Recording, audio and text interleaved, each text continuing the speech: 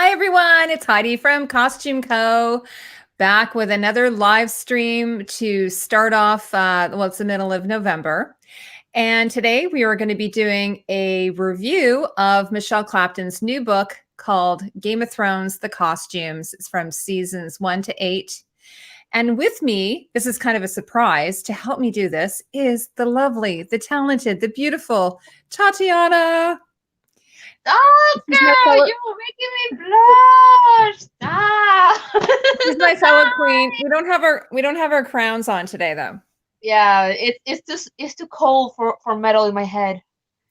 Now, the interesting thing some of you may not know is Tatiana is actually living in the States right now, and so she's experiencing the beginnings of winter from Yes. someone who normally lives in the South. New York. She's in New York. Hey, everyone! So I want to say hi to everybody. And so who is here? Lulu and Linda R is here, and Meyer 27, and Angel Over, and the Dragon Demands. Hi, the Dragon. Very happy you're here. So anyway, the first thing I want to say before we get started is that as people start to come into the stream, so today we're going to give away a copy of Michele's new book. I've got it right here. And Tatiana has a copy too. We both do. Here it is. So it's very heavy, eh? Oh, girl, it took me a while to pull this up through the elevator. Yeah, it's really heavy. I don't know how many pounds. It's probably like, I don't know, 15, 20 pounds. So we're going to give away a copy of that. It's going to be through Amazon. And so what we're going to do at the end, or like near the end of this stream, we will give it away, and we'll let you know how that's going to all work. So hopefully you'll stay with us through this. And we've got lots of pictures to show you as well. And Peter Griffin's here as well. Hey, Peter. And I thought I saw Natasha here. But there she is. Hey, Natasha and Cindy. We're using a new thing. So last time Tatiana and I did a live stream, we used something called Facebook. What was it? It's like, what's it called? Hangouts, Google Hangouts. And this is a new one called, I don't know what it's called, StreamYard. So it's new, but anyways, it's kind of got some cool features. So look at this. We can change the pictures around. Tatiana, look at that. So we can do that, or we can do that, or we can do that. So yeah, there's lots of fun little things we can do. And yeah. So anyway, so why don't we start off? I don't know if anybody in the chat has had a chance to look at the new book. Now, my one issue I had was a bunch of people pre-ordered the book, and it actually was supposed to come out on Tuesday. And I had spoken to Romy. She was supposed to do the stream as well, but she couldn't because of work. So her and I both didn't get our books until I think pretty much when you did, Tatiana, right? You got yours on Sunday, although you didn't get it officially till Monday. Oh, yeah. I officially got it this morning. So yeah, she officially got it this morning, but and I didn't get mine till Sunday, and I think that Romy got her Saturday. So there was a real big delay on the rollout of the book. So that was a little bit annoying. Hey, Xenon, hello, how are you? See, I just did that. See, she says, in time. Yay, I had to stay late at work, so I'm going to go grab some dinner while I watch. So this is one of the features you can have. That's cool. Isn't that fun? So if you guys see something really fun, we'll put it up there like I just did as I'm learning to use this. All right. So Tatiana, tell me, what are your first impressions besides the book being heavy? It is gorgeous. Oh, I fell in love. It's like I literally, between one class and the next, I had like a 2.5-hour break, and usually I use that to nap and then you sleep, because I had to wake up at like 6 in the morning to get ready for my first class. But it was so good. It's like, nap what? I basically spent the entire time just looking at it and just going, oh, details, sketches, beautiful renderings. Oh. Yeah, so that's one of the first things I noticed, that I think this is what one of the big selling points of the book is, that first of all, there's lots of beautiful photography, lots of images from the actual show that were done by Helen Sloan, the principal photographer on Game of Thrones. Lots of studio shots, right, of the costumes actually on mannequins, with front and back images and close-ups. And, the right mannequins, the right and size the right mannequins. type of mannequins that fit, like they're not like squashed on. They're like beautifully done and draped, and all the accessories are there. Lots of great close-ups. Natasha was asking me if there's any back views. Lots of really great back views. But I think one of the best things is there are so many of Michele Clapton's sketches. Like original ones that no one had ever seen before. Like I'm still like glimpsed. And now and seeing these just made me so much more depressed because we'll never get to see them in real life. Yeah. So, and some of them are like early concepts. So we get to sort of see her progress, or her process, I should say. So maybe where she originally started with Cersei, in season 1, and then sort of she says that she sort of works out a lot of the design with her drawings, right? Yeah. So, what else did you like about it so far? Oh, well, it's big. That's for sure. Like, it's a hefty boy. But I kept just looking at them, and the explanation she gave for her ideas behind the costumes, and how the costumes evolved, and there's just so much to learn here. It's like I already have even more ideas to design more costumes, and I just love it so much. Yeah. So so for anybody who hasn't seen the book yet, so it's mostly like, it's kind of like a coffee table book. That's sort of how I would describe it. It's like a hardcover coffee table book. Yeah. And there's 2 like major fold outs as well, like double fold outs. So, which is really cool. The only thing I wish it would have been fun if it came with a poster, like how sometimes they have a poster tucked in there that you can take out and put up on your wall. That would have been fun. Like a collectible.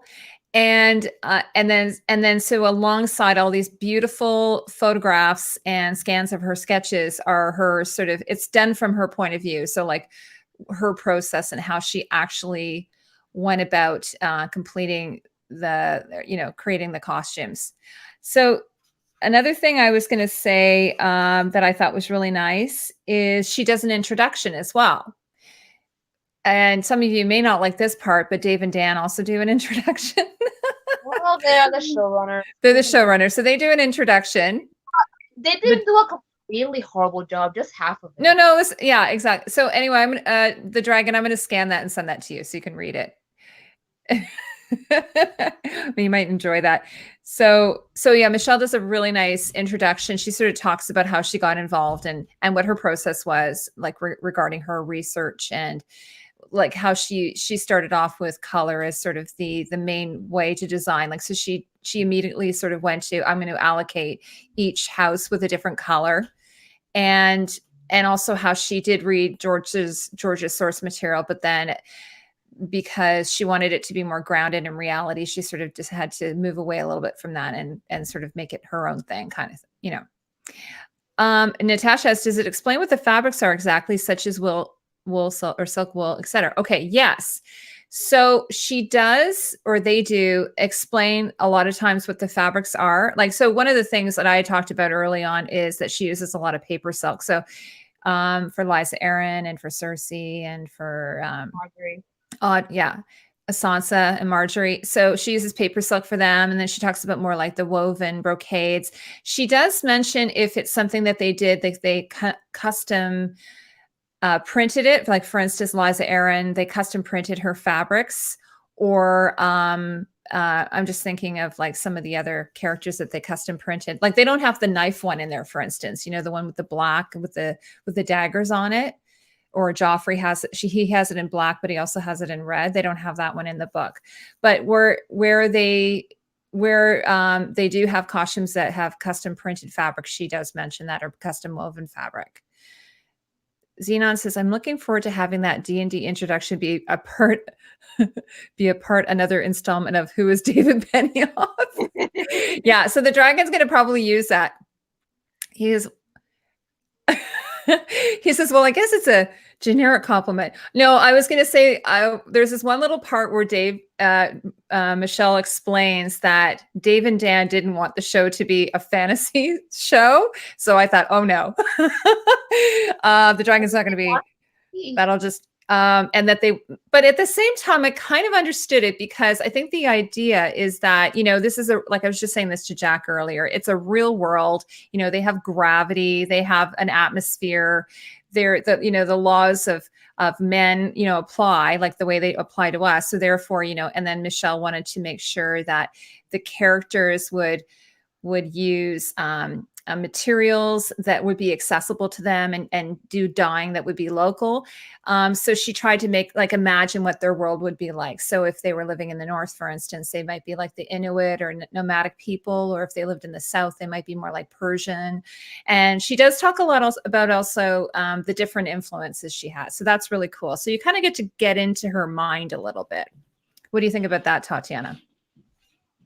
I just love it. It's like a look behind the looking glass. It's because I admire Michele Clapton so much, not just for her work in Game of Thrones, but also her work in like the first season of The Crown, which I still say is amazing what she did with those costumes. And just to like even get a glimpse behind her methodology, like you learn so much. You learn so much because I keep asking myself, like, how the hell can designers like these create so many beautiful concepts and designs for such gigantic productions like Game of Thrones, or the designer for Lord of the Rings, or stuff like that? It's like, how and this helps a little. The dragon asks, Cersei's morning clothes. Yeah, they're in there. Now, one of the things, I can get into this if you want a little bit. One of the things I was going to say, there are some things that are not in the book. And I think what happened was, because the book is already so big and they didn't want to compromise maybe the size of the images, like, because they do these double page spreads and so on. So they didn't include all the costumes. So for instance, for Sansa, they have a lot of her costumes, but not all of her costumes. And for Cersei and for Dany, and one. Who? For Gendry, they only have like one. Yeah, so some of the minor characters, they might only put one or two costumes. And Renly, I think they have his armor. Yeah, and then for the principal characters, they have, many of their costumes, but not all of their costumes. So that's the only thing. So if there's something specific that you wanted to see, that might be a little bit disappointing. And the other thing is, did you find that it was heavily weighted on the later seasons?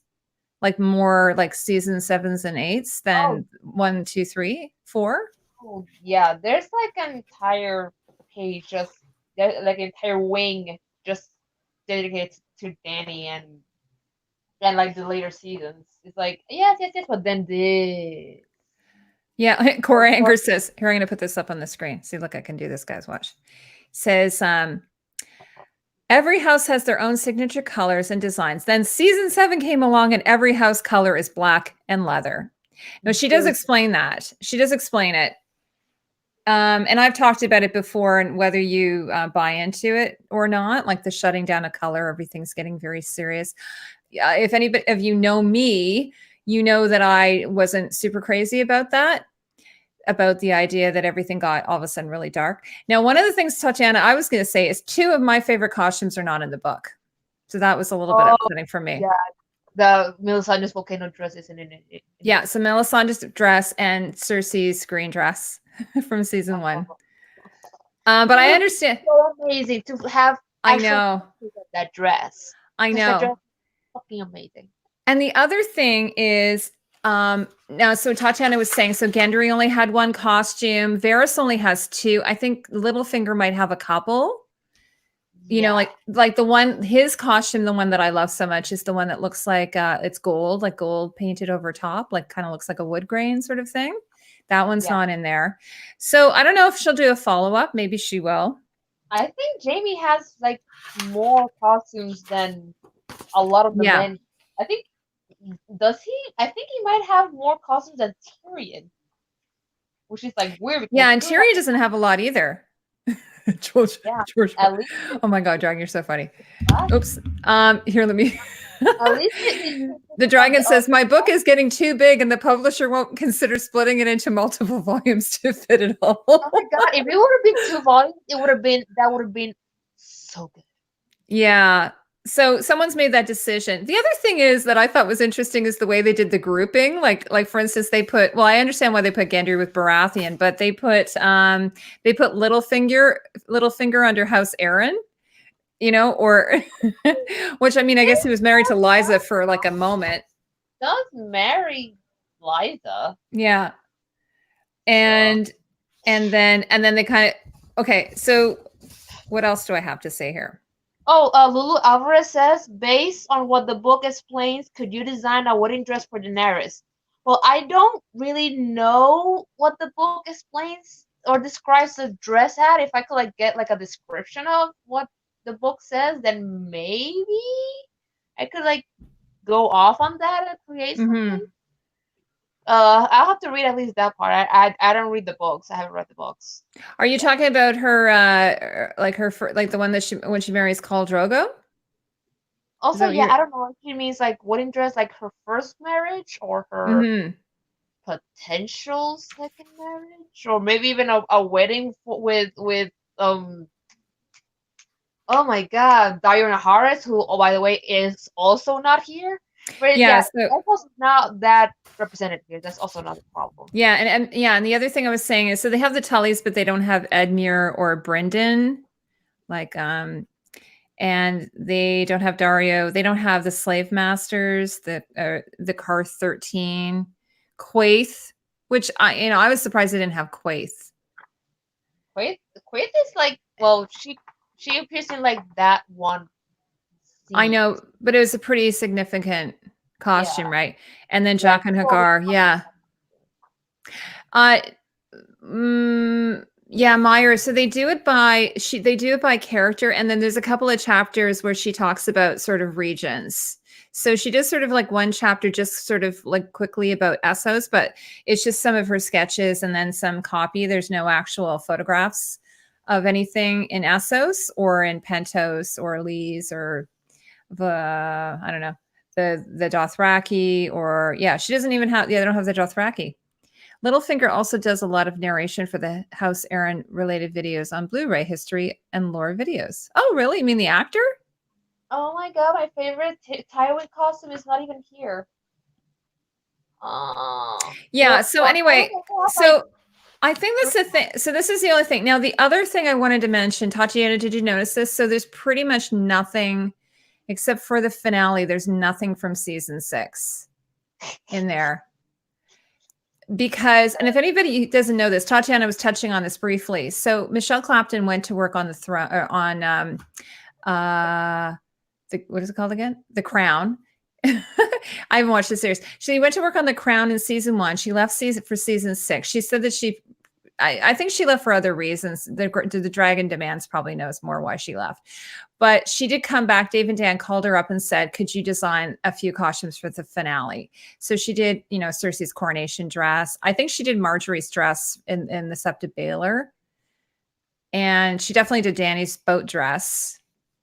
And I think she did, so she did a handful of costumes. And then her and April Ferry both won an Emmy Award together. They shared it.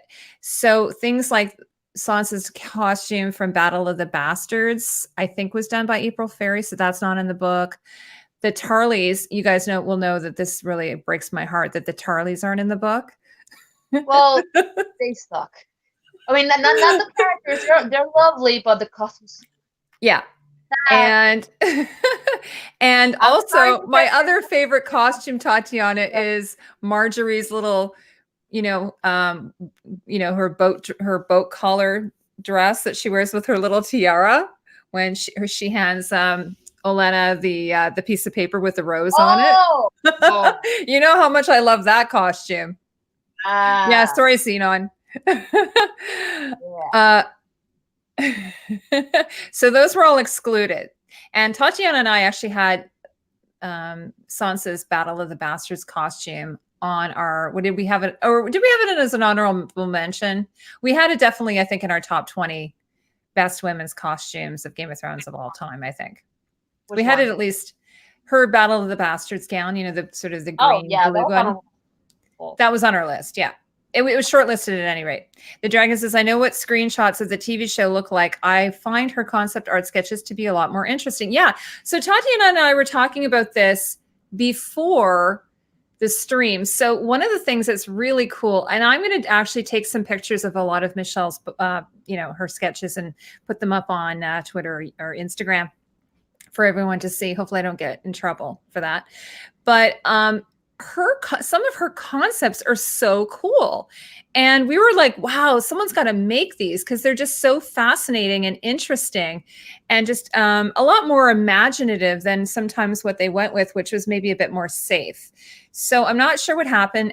There are other people involved. Michelle's not the only one. She said that she did collaborate with the cast. So in fittings, and that's a normal thing to do when you're doing a fitting with an actor, you will consult with them and have to make sure that they, it's part of their character and that they understand it. Then you're dealing with the producers and you're dealing with the showrunners and so on. So there's lots of people to consider. It's not just yourself. Yeah, the actors in Bravo's play had a lot of interesting costumes. Yeah, I love the play. You know the one he's talking about? Yeah. The one we did talk about that in one of my videos. I did a video on Bravos, actually, the dragon. Yeah, they were really, really awesome. They kind of had like sort of a, a Renaissance sort of feel to them. Yeah. Cool. If anybody knows what he's talking about. So let me think what else here. The other thing I was going to say, so the book itself, and this is sort of typical of a coffee table book, it's heavily weighted more with pictures than it is with words. So the copy tends to be like more in support of the images, I would say. But I'm kind of happy about that. I think that was like a good thing to do, to have like the pictures, be the main gist of it. And sometimes there's even like double pages just of photos, which is so cool. And you can actually look in and see some details that you've never seen before. Did you want to show something? I don't know where the hell she got an idea for this. Let me see if I can, hold on. Let me see if I can put you on the full screen there. How do I do that? Oh, I don't know how to do it. Sorry, Tatiana, I don't know how to put you on the full screen there. It's okay. Yeah, there. Show it then. But this, where the hell did she get this? This is Lannisters. This is for the Lannisters and the related houses. Where the hell did she get this?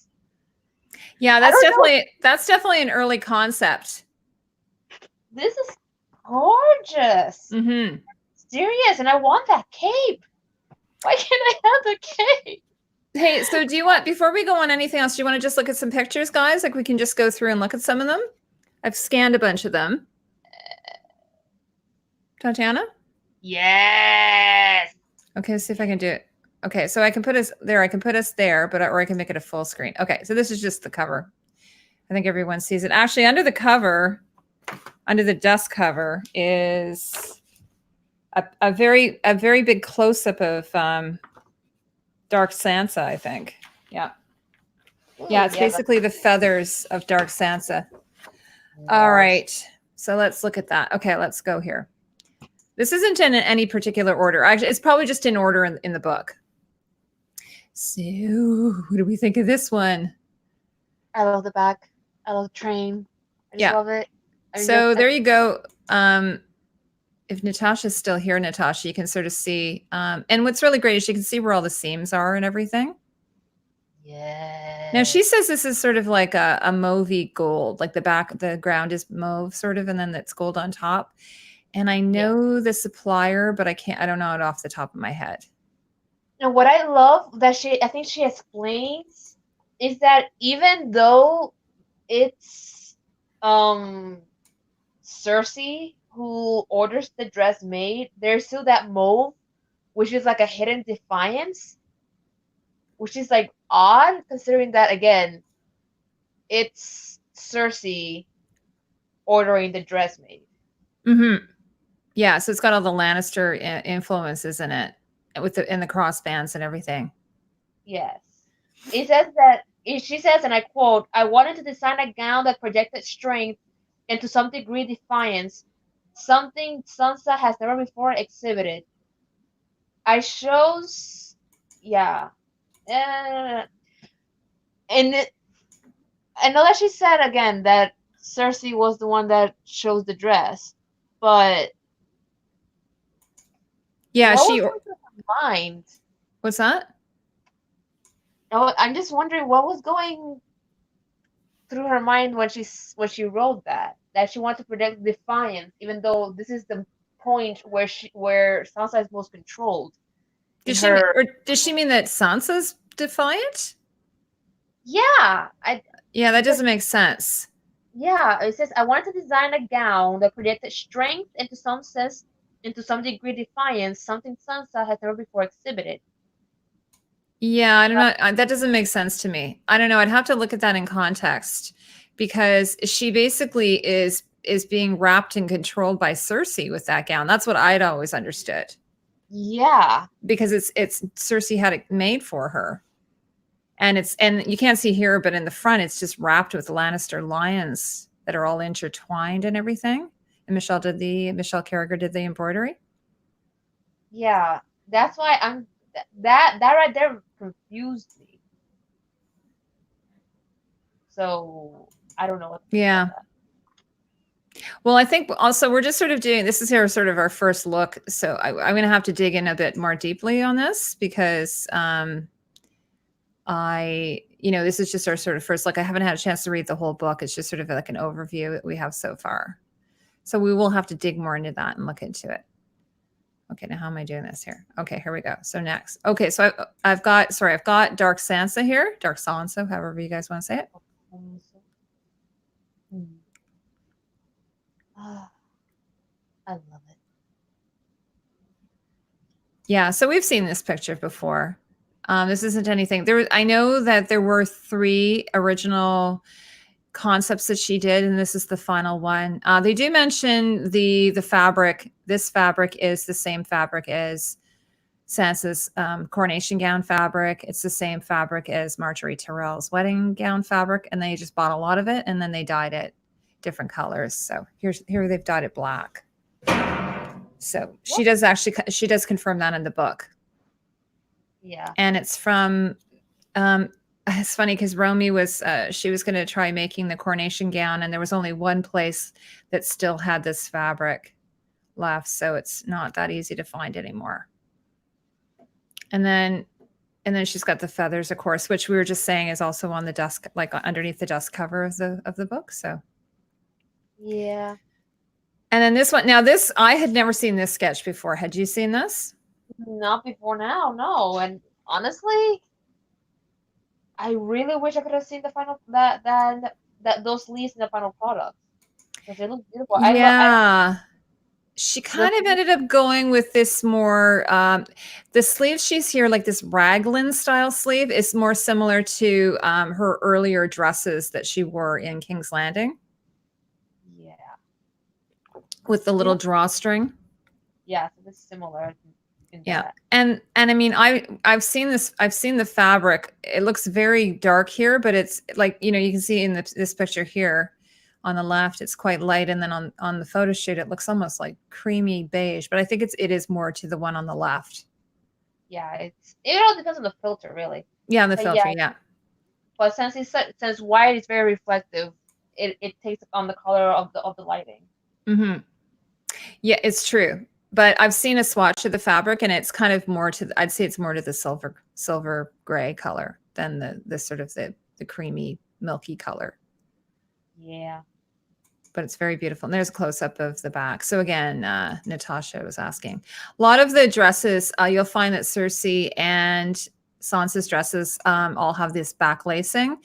And then of course, if you guys know this, there's some great close-ups here, that they faked the lacing. They actually had it so that it would tear for that one scene. Yeah.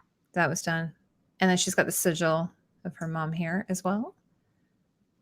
It's funny thinking on it, it's funny that she adopts her mother's sigil, but not the wolf sigil. The wolf sigil. Like, you can like argue that the wolf is in there with the pelt.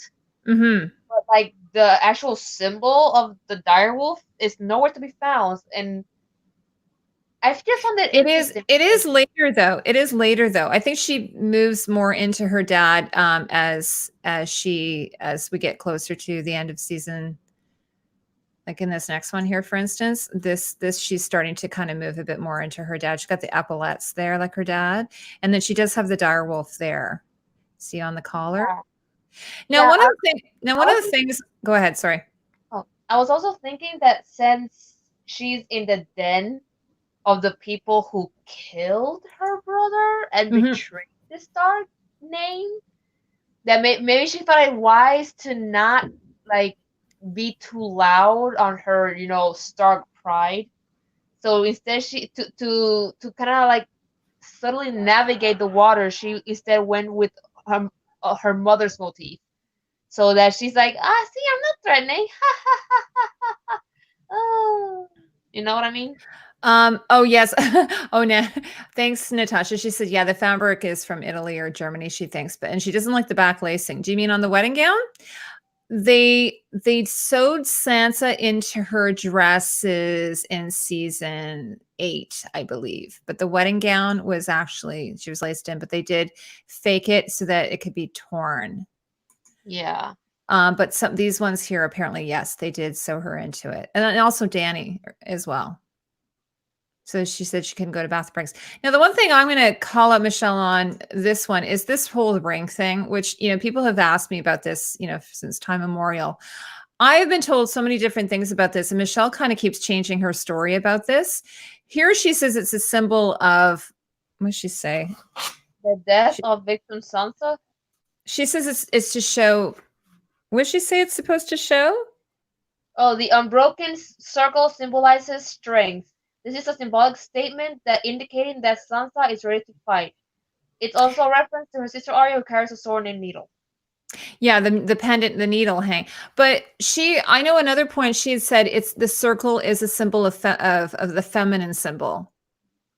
At one point she said that, and then, but why the line through it? Because we were like, is that theta? Is it, is it pi? Like, or what is the other one? The other Greek symbol. What's that? She just says strength in the book. Yeah, and then also Michele Clapton wears these pendants, right? She wears that style of pendant. So here it doesn't have the line through it. So again, she says it's an unbroken circle. I don't know. I think she's a bit flaky on that one. I didn't really buy that one. And also, like, you can't say, well, this is strength. Like, everything is strength. That's one area that I'm always like, she'll say a short dress is a sign of strength, or showing your shoes is a sign of strength. Like in some cultures, showing your shoes is a sign of weakness. So I don't always get where she comes up with this is a sign of strength. So that one, I'm going to say, I don't know that I ever really bought that symbol. And that circle pendant is one of those things that people either love it or they hate it. Like, I've noticed some people like can't stand it and other people love it. So I'm good with it. I don't mind. You're good with it? Yeah. I like it. It gives it an edge.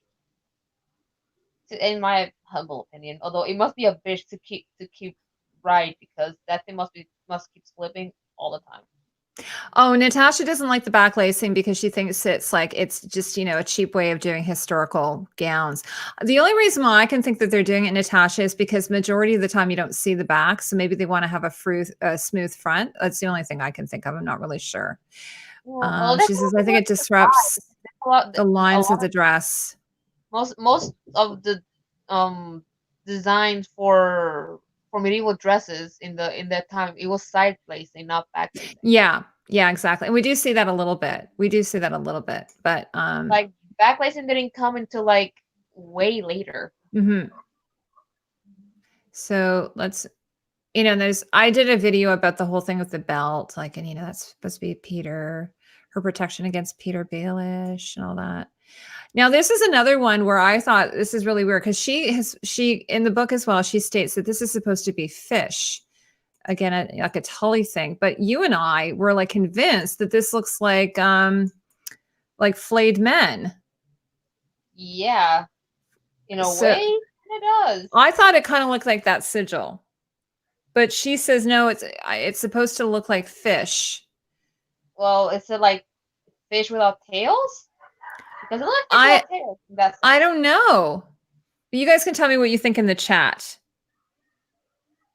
That she says that she thinks it looks like that it's supposed to be a Tully thing. Probably.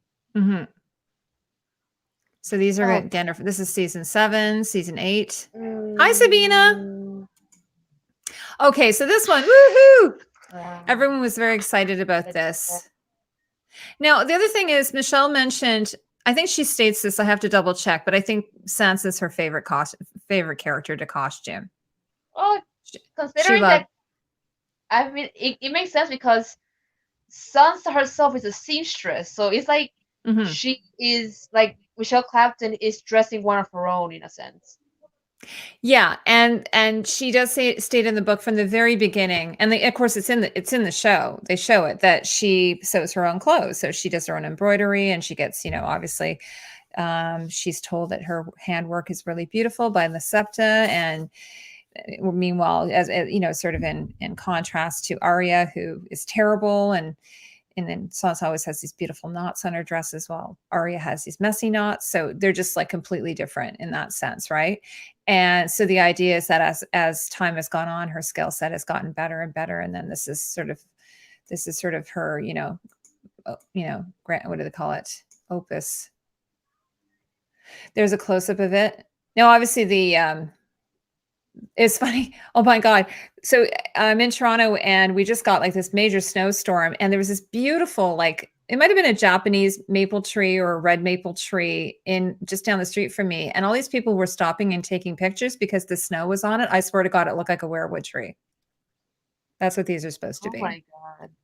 Love it. It was so pretty. I was like, and then I went to go back and take a picture of it, and all the leaves had fallen off because it was from the weight of the snow. Hey, Josephine. Hello, girl. She says, hey, Queen. Hey, Queen. Going to bed, but wanted to say hello. Hi, Josephine. Josephine is another YouTube creator. She's a lovely girl. Zena says, gonna need to turn away. Lovely dress, but like so many season 8 costumes, the meaning story behind it makes me ill. Yeah. Xenon, I totally understand where you're coming from there. She's, yeah. And it's really weird. Like, I don't know if anybody here is on Twitter, but there's this thing, and I'm really confused by it. Yes, we're doing well. Thank you. I'll just put it on here for a second so you can see us. Hi. Hi. Josephine, this is my friend Tatiana. She's doing the live stream with me. We're doing a review of this book. Hello, Josephine. So here, I'll put this back now. I'm just learning how to do this. Sansa has a lot of spare time as she has time designing and making her outfits. Yeah, no, I'm assuming that she had someone in the armory make her that, the corset. Corset was metal. Like, it was metal. I'm assuming someone in the armory would have made that for her, or maybe yeah. Oh, thanks, Josephine. You're cute too. Hi, Pearl and Bloom. And Linda Z. And Linda says Japanese maples, beautiful trees, and beautiful dress. Yes. So Linda, did you think of that too when you saw that? Japanese maple? And then of course the crown. So here she's got different versions of the crown her different concepts. How am I doing this here? Hold on a second. Josephine, you're just going to laugh at me because I don't know how to, it's my first time doing a StreamYard. So I have to do a zoom in here. There we go. So you can sort of see the details there. What would be Daenerys's coronation dress and crown scene if she was crowned? Oh. Well, we're doing, Tatiana, I'm going to have to get your help on this, but we're doing a video. I'm doing a video on what if costumes, like what if Dany had a coronation? Or, or what if, I don't know, just what if costumes, just for fun. You're just stop giving me ideas, man. I'm not going to concentrate on class. I'm just thinking of the time. Yeah. Oh, why? Oh, God. I know. And then, and of course, The Witcher is going to be coming out. I don't know. Hey, is anyone in the chat planning on watching The Witcher? Because it's coming out apparently like right as my Christmas holidays are starting. So I'm going to binge watch it if they're dropping them all at the same time. I'm really looking forward to that. So Dragon says, yeah, the fish scales that look like the Bolton sigil. Yes, thank you. That's what I was trying to say. I wish I had more info on that, but I haven't heard anything. It might just be a stupid coincidence. Well, I thought it looked like that, and then other people said the same thing. So it might be a coincidence, absolutely. But she says in the book that she got it because she thought it looked like fish. And again, I know where that comes from. So Yeah, Natasha wants to watch The Witcher as well. It's gonna Oh, be and awesome. Mayor 27 says Danny's wedding dress. Well, for those who don't know, I already designed a wedding dress for Danny, like in the what if she and John got married, and Yeah, that'll be in the video. being nephew and aunt. Yeah. Now, I was gonna say, anybody who's just joining us now, we are looking at the Game of Thrones, the costumes book. We're reviewing it, just going through some of the pictures right now and doing an analysis. Michelle's new book, it just came out last week on Tuesday, and we're going to be giving a copy of this book, this beautiful, beautiful hardcover book, away. Jack says, "Are you giving them the book you have?" And I go, "No, like, I'm not giving my book away. No, you guys will get a brand new book. It'll come to you from Amazon. So we're going to do that at the toward the end of the stream. Okay. So if you want to leave and come back, that's cool too. But just remember that's what we're doing tonight. So let's go on. Okay. So Tatiana here. Tatiana sent this to me earlier. Now, if any of you don't know, Tatiana is an amazing illustrator, designer, artist, and she often reimagines character costumes from Game of Thrones, but other shows as well, like even Stranger Things. Or what have you done? You've done Beauty and the Beast, or Beast. Yeah. Plays. Yeah. Riverdale. Oh, Riverdale. Yeah, that one dress. That's true. So we just had a quick look at what it looked like here, which was the two direwolf heads supporting each other, and Michelle had different sort of. I kind of like the one with the weirwood leaves on it. It's kind of nice. Yeah. And it was made by Steenson's Jewelers, which is a company in Ireland. They made a lot of the jewelry for the show. So tell me about your sort of idea here. Well, my idea, because while I got used to Sansa's final crown, I wanted it to have, height and to look more like Vavoom in a sense. I decided that I was going to make my own version of the crown, and what I wanted to represent with the crown was like the entire Stark family. So like the two direwolves in front would be Sansa and Bran, which are like the monarchs, the king and queen, and Sansa being on top is the queen of the north, and Bran being in the bottom is the king of in the south. And then the two wolves next to on either side would be Arya and Jon, the next living Starks. The ones after that would be Robb and Rickon, the fallen Stark siblings. And at the bottom, looking down, those would be Ned and Catelyn. And as you see that they are beneath the weirwood leaf, so it's like from them sprouted the Stark clan, and from them it's like going from living to dead and from the dead to the living in a sense. I love it. Melody, hi, welcome. She says, "Oh my gosh, by the way, this is viewer M from the Marjorie redo." Thank you so much, Melody. So if anybody doesn't know, I originally did a video on the costumes of Marjorie Tyrell, or Tyrell, whatever you want to say. And she ended up sending me all this amazing information. Tatiana, remember that? Like including some of the jewelry and just some really great information, some of the fabric sources. So I redid the video just to include all of her things. So thank you so much. And she says, "You know what's interesting? This is actually a very good point. Did Sansa ever see Cersei's official crown in the show? She wasn't at the Dragon Pit meeting." I actually did think that. What did you think about that, Tatiana? I think it's that Michelle liked how abstract Cersei's crown was and just adopted it for Sansa's crown because I think it was a design decision. I don't think it necessarily worked in on a story level though. Basically, because that's why I did my own version. Yeah. Now, and I don't know that Steenson's made Cersei's crown. I think it might have been 3D printed. I thought it was 3D printed, but they did make a lot of the crowns for the show. So it's because it's got that abstract, like his Cersei's crown is sort of an abstracted line, and this is a slightly abstracted line, dire wolf, right? Basically. Xenon says silver Valyrian steel circlet with rubies like Aegon. Yeah, so that's one of the things I was going to put in the what if costumes. So, oh, you know what I did, Tatiana? Actually, this is really fun. So, if anybody ever there's some really great fan art out there, and Game of Thrones has some amazing fan art. So, I combed, I think it was like DeviantArt, and I found all these really great works, and I just contacted the artist just to say, hey, would I be able to use some of your pictures? So, I'm going to use a lot of those as inspiration for the what if costumes, because honestly, the stuff that people come up with, it's unbelievable. I'm always totally blown away by the stuff that some of these artists come up with. Melody says, hang on, girl. I've got the Cersei crown source. Give me a second. Thanks, Melody. She's doing it on the fly. Yeah. And Cat Yellow Ranger says, I might consider getting this book, even though I never watched the show. Well, I would recommend you watch it. Like at least once. At least once. This was the first 4 seasons. First 4 seasons. Whether or not to see the later 4.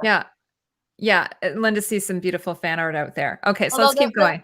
Although season 5 is okay, and season 6 has its moments. It has its moments. Yeah, Linda needs the book. Linda, you need to win the book then.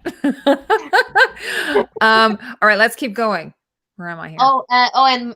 And Mayor 27. No, I don't have a YouTube channel, but I am seriously considering starting one. She's gonna start one. She's too good to keep to herself. She has to start a YouTube channel.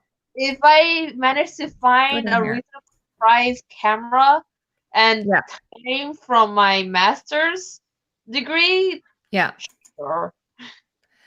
Okay. I was actually thinking of either doing a reaction or a review of the entire MCU, of the entire cinematic universe, because I have seen barely anyone and none of the new ones. I could count with my 2 hands how many MCU movies I've seen, and there will still be left over. There will be fingers left over. I have not seen all that. So, just to speak to Catelyn's costume here. I love how you can see the mud on the hem. Isn't that awesome? That's one of the things. I don't know if she talks a lot about the breakdown. I have to delve more into the book, but one of the things, this is one of my favorite things of the show. No, she does talk about the breakdown. They use a lot of wax. They use a lot of they use a lot of wax, coated. They take cotton and they coat it in wax, or they oil it. And in this case, they've done a lot of the mud and everything. It looks amazing. So anything you want to say? No, I did a Catelyn Stark video.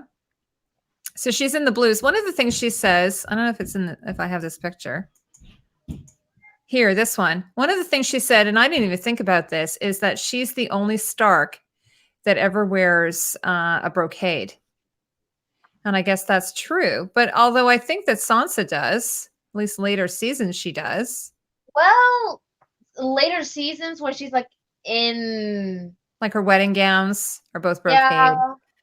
But early on, I thought she's the only one, because what she wears is embroidery, not brocade. Yeah, I thought she meant the gown. This gown here is kind of a brocade. I thought it was a jacquard, but I don't know. I don't have a source for that one, but it's beautiful.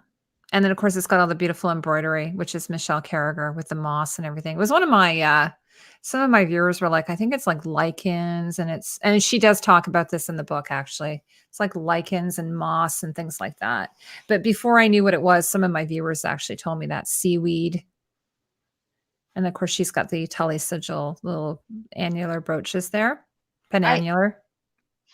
One of the things that I love about Catelyn, even though she has only 4 pages, is the simplicity. She doesn't need all the extravagance of King's Landing or Cersei's big colorful dresses.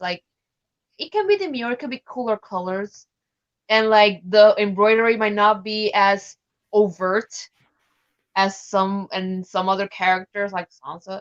Mm-hmm. Sansa is more because it's a reflection of her identity and her emotions. So it makes sense for her. Hi, But, Vlad. Vladimir. Can I call oh, you Vlad? I love Natasha says more is more on all costumes. that. That was my motto in school. Yeah, it's so true, Oh, Natasha. Yeah, no, she says this. She loves these costumes. But yeah, and there's beading on there too, not just embroidery on it. Like so much, like the textures are unbelievable. The thing that's crazy is a lot of this stuff. You like Natasha had commented on a picture on Instagram saying, "Oh my God, I didn't even know that." Like, and it's a little bit unfortunate because until you actually see a great photo of it, you don't know it's actually there on the show. I think you can, but you do get some hint of it. Like, just that it's really great quality. It just looks great on camera. like yeah, you can see like the neck roll is like very ornate and very detailed, but Hmm. you wouldn't notice it at first glance. Not like something, say, Cersei would wear, which is like at Hmm. least in the first seasons, which is like bright colors, beautiful embroidery. Yeah, But and here also it's her hair would oftentimes be hanging down too, right? Like she oftentimes had her hair half down. yeah, Catelyn did. yeah, So then we've got Rob. I don't really have much to say about this one. It's pretty simple. yeah. It's just It's very him. stark. It's a stark sort of silhouette. Yeah, it's very much his dad. It's like his dad. But then we get into his armor, which of course is Lannister armor. Also, I love that he gets more pages than his mother, and his mother has more costumes than he does. Yes. Ah! Yeah, because I think he does have one other at the yeah, The no, red you're one. right. He only sorry, his mother has more costumes, but he has more pages, right?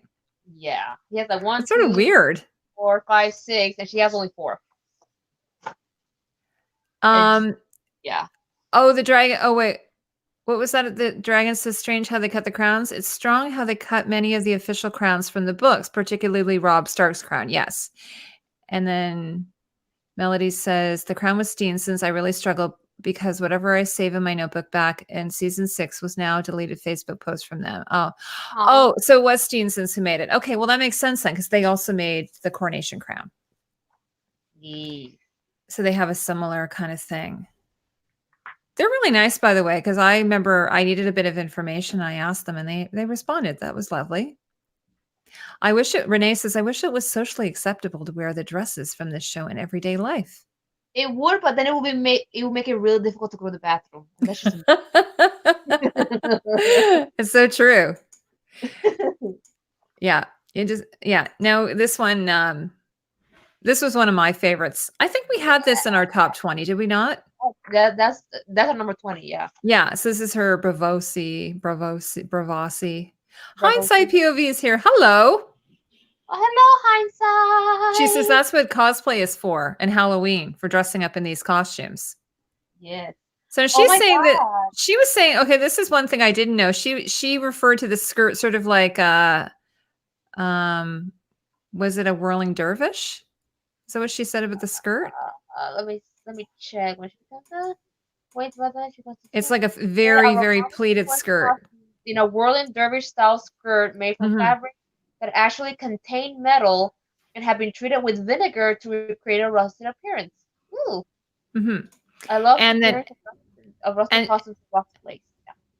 and then she said that her hair, the way they did the hair, like so tight hair would be an unmarried woman and loose hair would be a married woman.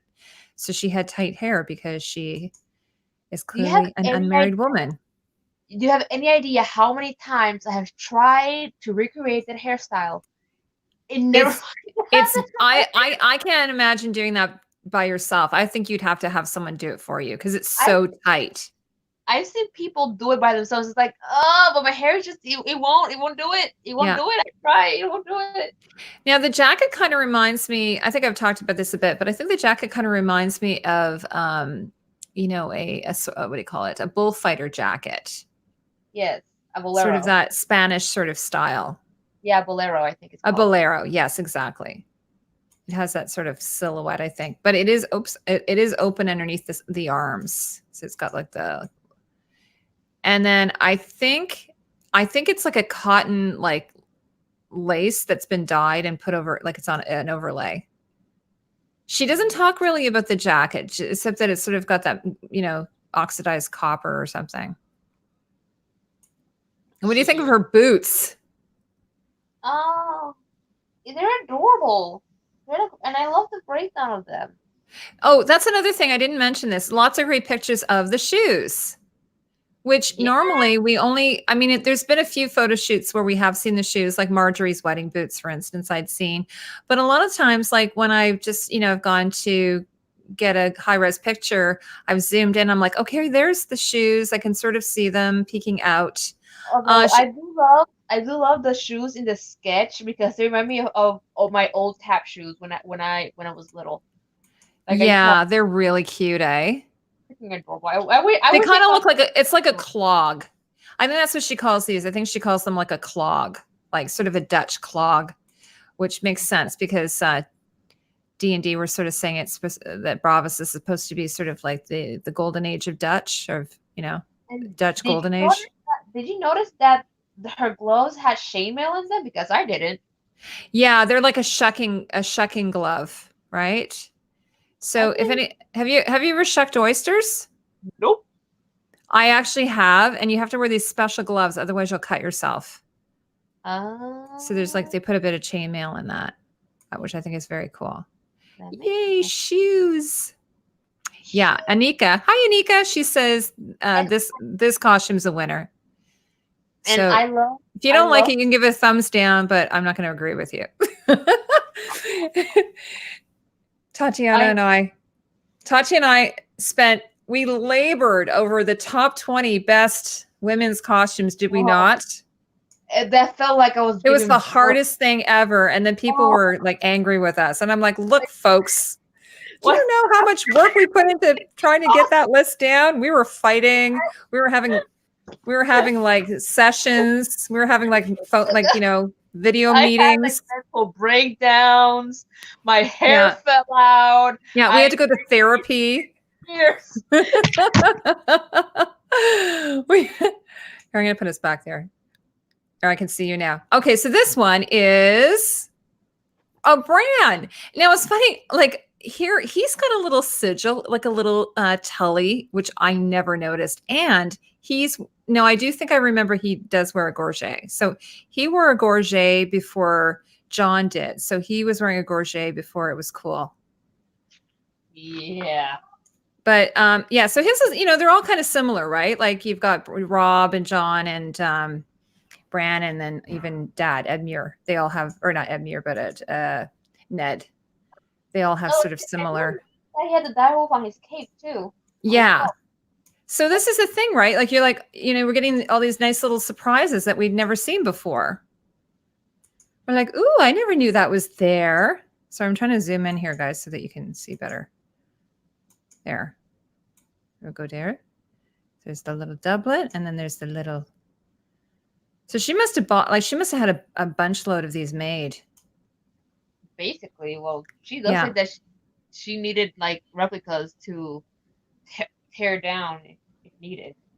Yeah, and then his boots are laced. She said something about that she decided to do a laced boot as opposed to, I don't know, a buckle boot or. Oh, hey, everybody! Hi. Hi, Elamar.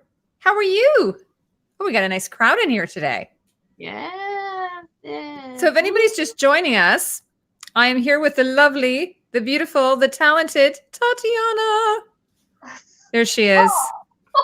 She's my fellow queen. We're not wearing our crowns tonight, though. I have mine here, actually, Tatiana. Here, I've got mine here, so I can put it on. It's my Miss America crown. I could be like Joffrey and wear it offside like that. You can try. Tatiana, did you see my new sign, by the way? Look at this. I got a new. Did you see that? It's got a little crown. Oh. Costumeco is on the air. Yes, queen work. Yes. And then I also got a new little. I got this girl. Oh, Danny. Is it Danny? Isn't she cute in her white winter coat? Isn't she sweet? Yeah, she's better in white than in black, apparently. She's not wearing the one with the red in it though. It's just it's from last season. Nice. So I'm not really on top of getting stuff that's really current. So sorry, this is my new display. I've been working on it. I've been working on that display. Anyway, sorry, that was a little side note. Hi, Lamar. Oh, I miss Canada. Yes. Okay, so Brand. Okay. Oh, and this one here, of course. This is his Brand the Broken or whatever. He's king in the South. And we were fortunate enough to be able to see these pictures. So I don't know if any of you guys have seen these before. They were up on there's a website called Making Game of Thrones. So some of these pictures are actually up on there already if you haven't seen them. And, so it's got like the raven sort of motif on there, even the little footprints. I think it looks sort of like little feet from the raven, kind of little stitches going down there. And it has sort of like a bit of it's funny. Someone said it kind of looks a bit like the Night King though, like the body of it, like a little bit like like a cassock. Oh yeah. But it's a beautiful color and a beautiful velvet. This is one of my favorite costumes from season 8. Yeah, just simple, clean. Simple and clean. Yeah. Pretty. And it really suits him, I think. Because, he's sort of like when he was little. Oh, my God. When you go back and look at pictures of him when he was little, like, is there a picture of him here? Like, look how adorable he was. Like, he's just the cutest little thing. He was so cute in season 1. But but then he's sort of like slimmed out and was kind of lanky. So I think it sort of really worked on him. Yeah, it really does work on him. Mm-hmm. Then we've got Brienne. My girl, my whole girl, y'all. Yeah, so they just really show her armor. This is an amazing photo. And so here's something I had never noticed. Her sigil is on each of these little segments here. Yeah, like in the Tarth sigil. It's sort of like a sunburst or something. Yeah. And then there's little bits of chainmail, like all woven in between. Like the work on this is unbelievable. Just such attention to detail. One wouldn't notice, but it's just there if you want to look for it. And I respect absolutely, that. Yeah. Bran, I'm Toke's a vessel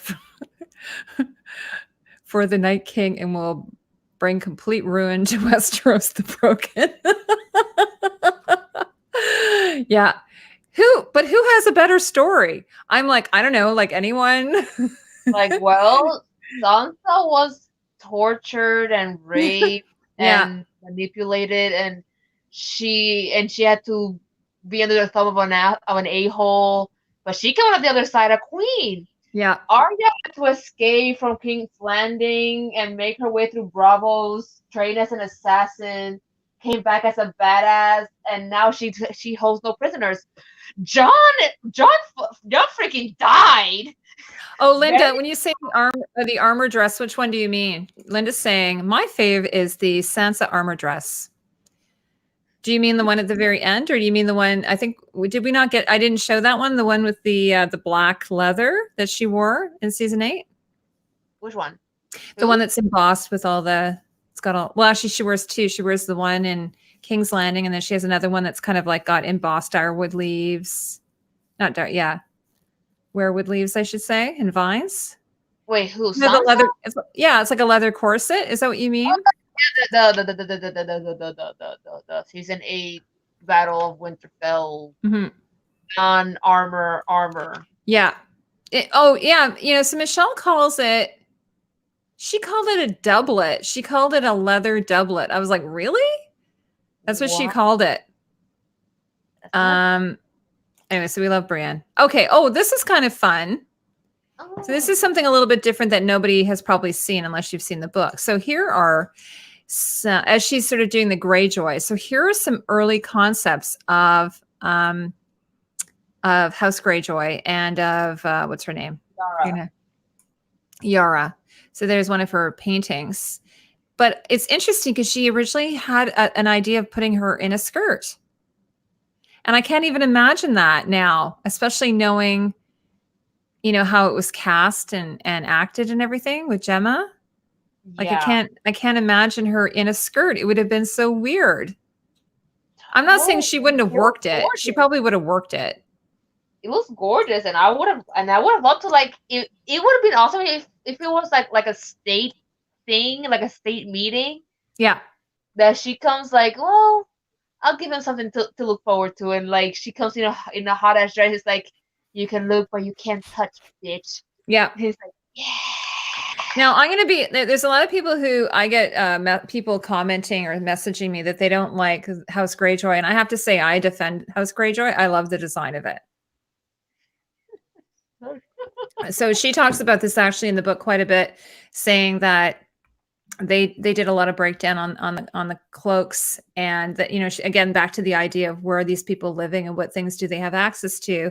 And I had said a long time ago that maybe they're using sailcloth, and then she's saying that they're using fish oil and using that to waterproof the fabric. And then they like the idea that they might stink of the fish oil, that it would actually offend people. It's almost like they do it almost like a weapon.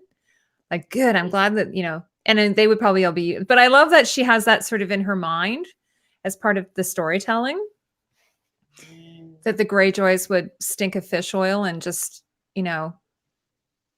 offend people who.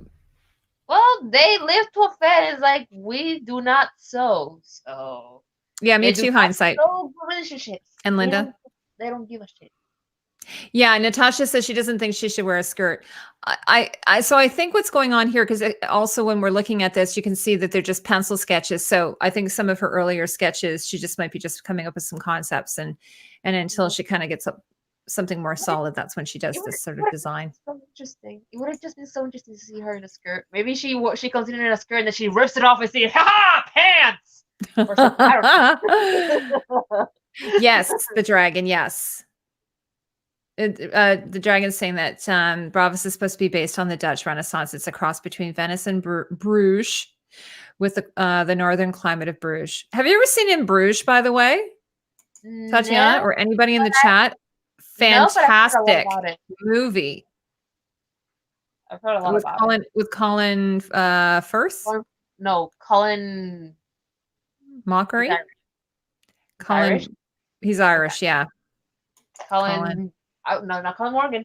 Colin. Oh, Jesus Christ! Someone help me here, God! I know it's with Ralph Fiennes. Colin Farrell. Colin Farrell. Farrell. Yes, thank you. Oh, and then here's another picture of her. So actually, I got a couple of Yara. With some close-ups here of the studs. I mean, I've sort of mentioned this before. When you see little studs on clothing like this, I mean, typically it's meant to be that there would be plates behind it, but I think this is just a decorative thing. But that's normally what that would mean. Like a brigandine, it would have like metal plates in behind, and that would be like armor.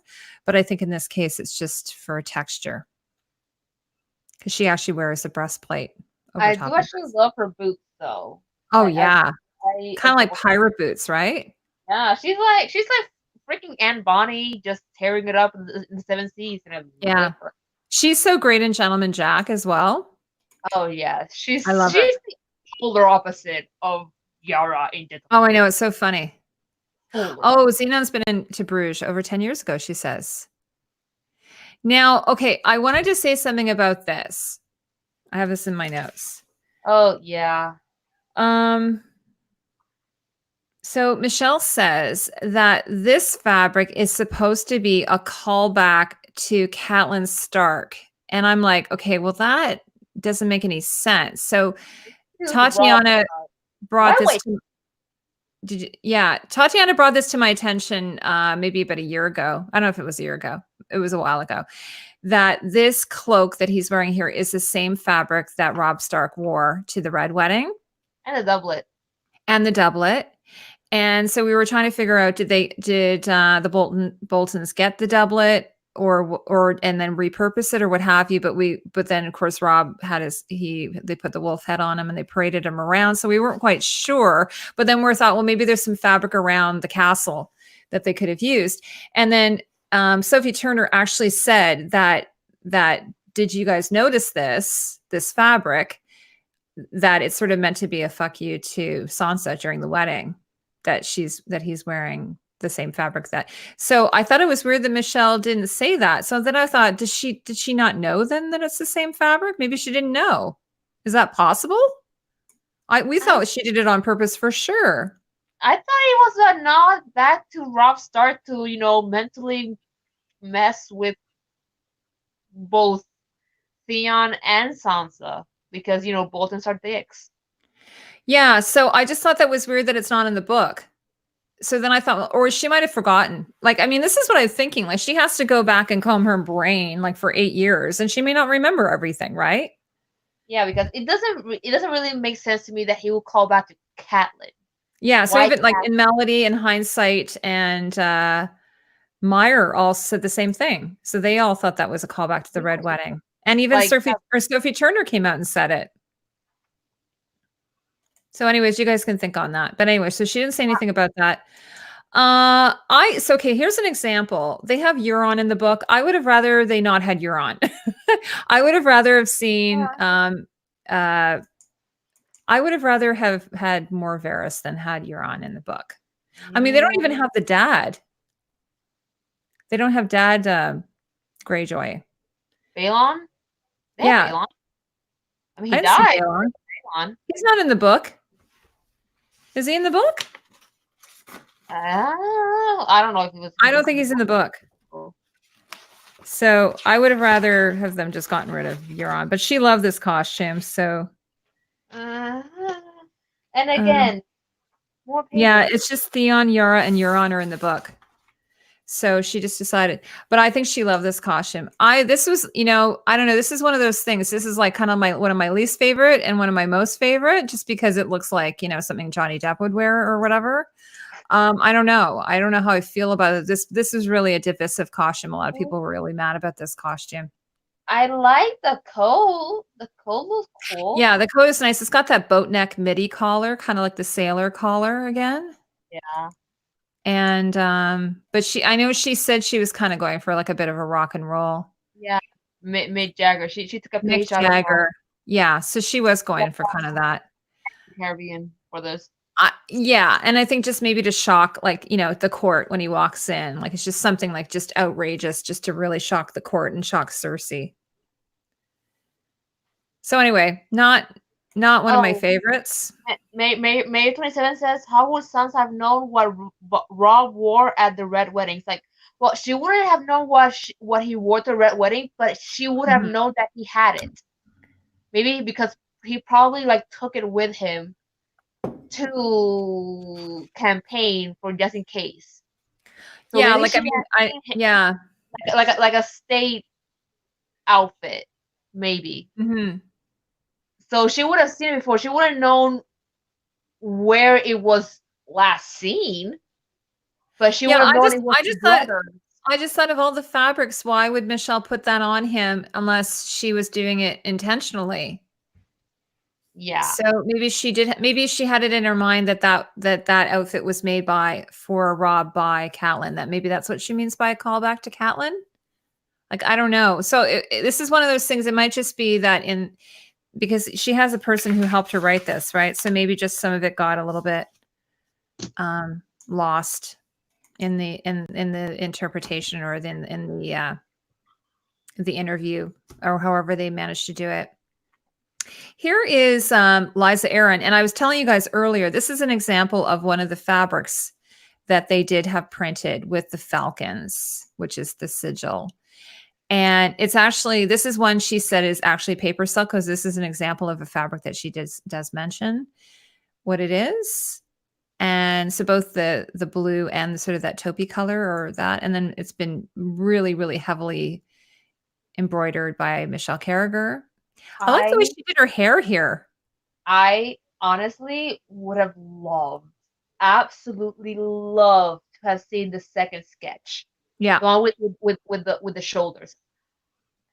It just looks cool. That's, you know what? Again, like it looks kind of a little bit medieval. You know what I thought when I saw this? Star Wars. Yes, Star Wars Amidala. Yeah, Natasha has made that costume, I think. Oh, who the hell?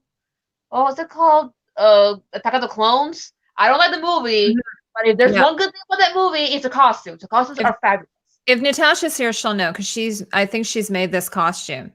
But I like her hair too. It looks like I didn't really like her hair at all. I thought it was awful. But better.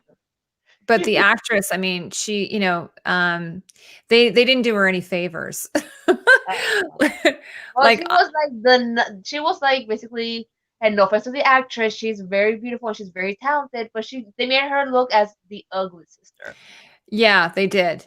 Which is weird because I mean, Peter Littlefinger, I mean, I know he's ploying, but I mean I would think that she'd have to be at least attractive enough. But maybe not. But maybe he doesn't, maybe he's just so gross that he's, Nah, she has money and she has power. She's the lady of one of the most powerful houses in the country with an army that is fresh for battle. Oh, yeah. No, Natasha says she didn't make that outfit, but it looks like one of Padme's. Yeah, Padme, right? That's it. Yeah. Right? It doesn't look well, I noticed like Michele does take inspiration from a lot of different places. Yeah. So, you're using kind of things that you see but I do love it, actually. I do love that other one. She wanted to have I mean, although both of them would sort of have the feeling of wings though, but I know she wanted to have that feeling that those were wings, like a falcon and, going through the moon door kind of thing. So, but the other one does have that look as well, though, I think. Yes, it does. I feel like it like with like a light breeze, it could just like open up like oh, beautiful. I love it. The dragon's asking Yara with a skirt. Oh, well, apparently, according to the book, The Dragon, it says that Michele started off at the beginning with an idea that she might put Yara in a skirt, but then it got scrapped. The comic book sort of did it like that too. Were you talking about Star Wars or sorry, what are you talking about? The dragon? Liza is described as being unattractive in the books. Oh, there you go. Okay, but I love this hair more than the hairstyle she ended up with. I hated that hairstyle. The which one? The braids or the the weird kind of braids. Yeah, the hair down. The hair down braid. Yeah, I like this one a lot. Yeah, it's so a weirdness. I like. Hi, Goddess. Getting some new people in here. Hola. Okay, so let us move along. Sure. You're all getting to see me use StreamYard for I've done it as a guest, but I've never done it myself. So it's just sort of an unusual experience here for me.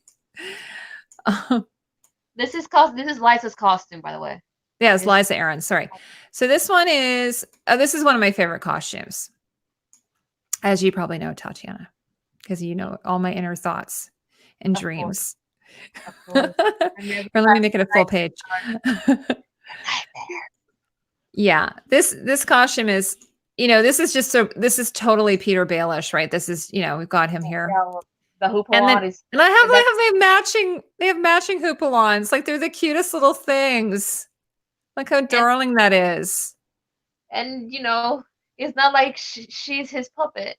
Yeah. At all. And then here it just shows, you can see the lining. It's hard to get it close in, guys, but you can sort of see the lining of the sleeves. And then he's also wearing this beautiful undergarment. So this is one of the things that's mentioned in the book is that, where is it here? Littlefinger's blue under tunic is meant to represent his unrequited love of Catelyn Stark. So you don't really see it except for when he's turned around or something. I think here I might be able to see a little bit of it. You can kind of see the sleeves peeking down there, but just here you see just ever so much little peek at it. But the only time we've seen him without the overcloak is when he's been in the brothel. Remember that one sexy outfit he was wearing, Tatiana? Where he's standing outside of the brothel and he's got his coat open and he's looking really sexy. That one was gray though, I thought, but maybe it was blue, just maybe the lighting. That was his what was it called? His dressing gown. He's just, lounging, being chill. Yeah, it's got frogs on it. It's kind of it's got little frogs, frog closures. It's just silk. And he's wearing it with pants and he's just sitting there with the He's sitting there with the prostitutes with his legs crossed or whatever. Like, yes, so sexy. Like, he's too old for Sansa, but he's perfect for me. Here for your husband. Oh, he doesn't care. It's like I can have TV crushes. Look how adorable he is. Look at that face. I'm kidding. And then and then he's got the he's got his little sigil pin there too, which he wears with all his outfits. Although, you know what? I am so sad that they didn't include my favorite costume of his, which is, you know, the Chaos is a Ladder costume. Yes. Yes, mine too. Do you guys know the Chaos is a Ladder outfit? Yeah. It's like purple with gold over top of it. It's such a pivotal scene. And I've been dying to know how she did it. And she's never talked about it. Like, why? I think she wants to take that to her grave. It's like trade secret. Like, yeah. Why? In Bruges, the dialogue was brilliant, says Linda. It's a great movie. Wouldn't kick him out of bed for eating crackers, says Goddess Estrola. Yeah, he's pretty hot. I like him actually, and he's been doing a lot of work lately. I've seen him in a couple of things, but I love it. Like his hair is always really, I think they dyed the sides a bit. Or, actually, I think he's actually gray and they dyed the top. But normally when you see him, his hair is kind of messy, and that's what's super sexy. Little fingers, what's she saying? Remind me of 18th century banyans, sort of. Yes, but more fitted. Yes, absolutely. There's a lot of sort of Indian inspiration in a lot of the costumes on the show. Michelle talks about that quite a bit, all the different... if anyone's just joining us, we're doing an analysis of Michele Clapton's new book, Game of Thrones, The Costumes, and it just came out last week. And then we're going to give away a copy in a little bit, guys. So we're getting there. Oh, I put this one in here because I didn't realize how nice this costume is, Roose Bolton's costume. This is the one he wore at the wedding. And they gave him 2 pages, actually. But look how beautiful this is, everybody. Like, he seriously. Does not deserve something so pretty.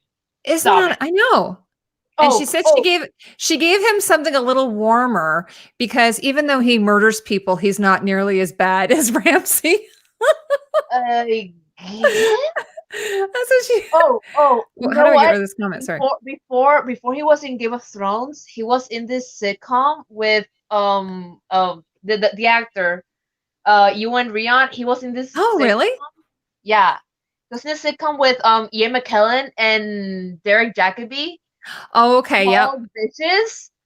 Oh my god! It was one. It was hilarious, and 2, it was so freaking weird. See him act all cute and stuff. Wow. After seeing him like this, I've never seen him in anything. This is the first thing I've ever seen him in. Well, if you go to Amazon, buy it's like 2 seasons and like in like a mini movie, sort of worth of content. Well, watch it because Derek Jacobi and Ian McKellen are magic together, and like they should always be together forever. But it's just Goddess, that's not a tall benchmark. She does it. She actually says something like, she goes, okay, so he murders people, but he's not nearly as bad.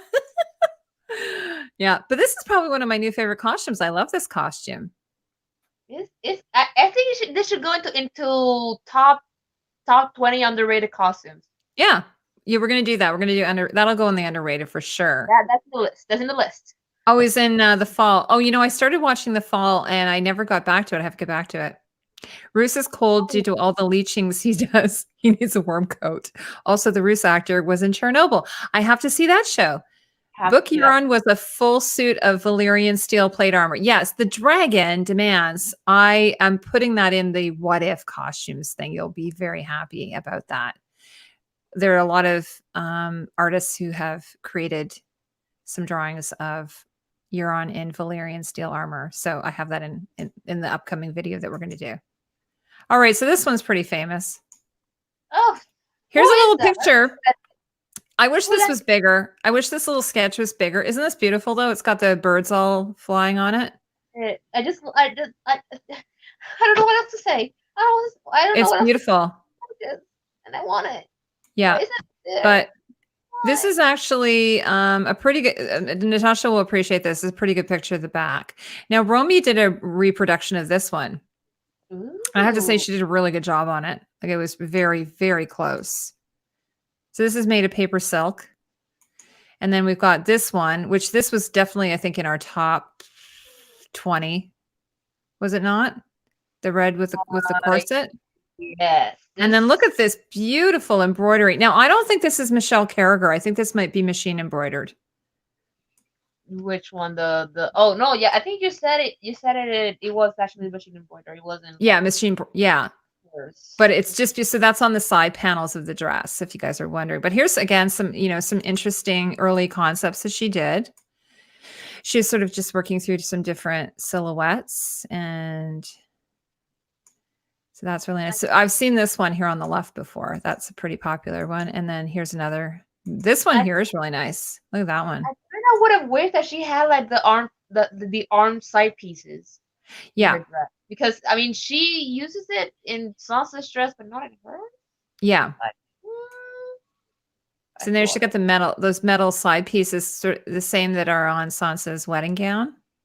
I love like the one way in the back in the left side, up in the up. That's like the most one? out there. Yeah, like the one. This one or this one? The one up that one. The one that's completely red. Yeah, it's beautiful. That has her hair up. It's just so odd. And yeah, it is. Yeah, really, really tight upper sleeves, and then sort of like a nice bell sleeve there, right? Whereas this one is more like this one's more like a bit more kimono-like, I think. Yeah. Like kind of Melisandre. It's wild to look back on Cersei ever wearing something that looks as carefree and light as that blue dress. I know. She said basically like, so this is up until Robert died, and then she's just like, okay, I'm going full on Lannister queen. Because and wear my red. This scene, by the way, both these scenes are great. Both this scene here with Joffrey, where he's redecorating the throne room, and then this one here with Peter Baelish. Oh my God, both those scenes. Fantastic. Yeah. Power is power. Yeah. Yeah. I love it. And then this is where she slaps him. Do you remember that? Oh yeah, he's like, I will never let you do that again.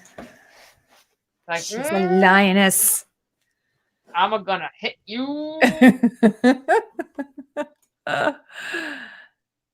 Okay. Oh, and then we're gonna look at some jewelry. Yeah. Yeah. So this is, again, she's got the Lannister. This is a really good picture, actually. I love that they show her boots too. Yes. And this is the wedding outfit, part of the wedding. Yeah, the purple wedding. She did wear this necklace a few times. That's one thing I did like. They did repurpose some of the jewelry. I don't have I didn't include that. Sorry. I don't have that picture. Oh. And then this one I've never seen a picture of. Oh yeah, it's like, why that chemise? Why? I don't know. Maybe they just wanted something simpler.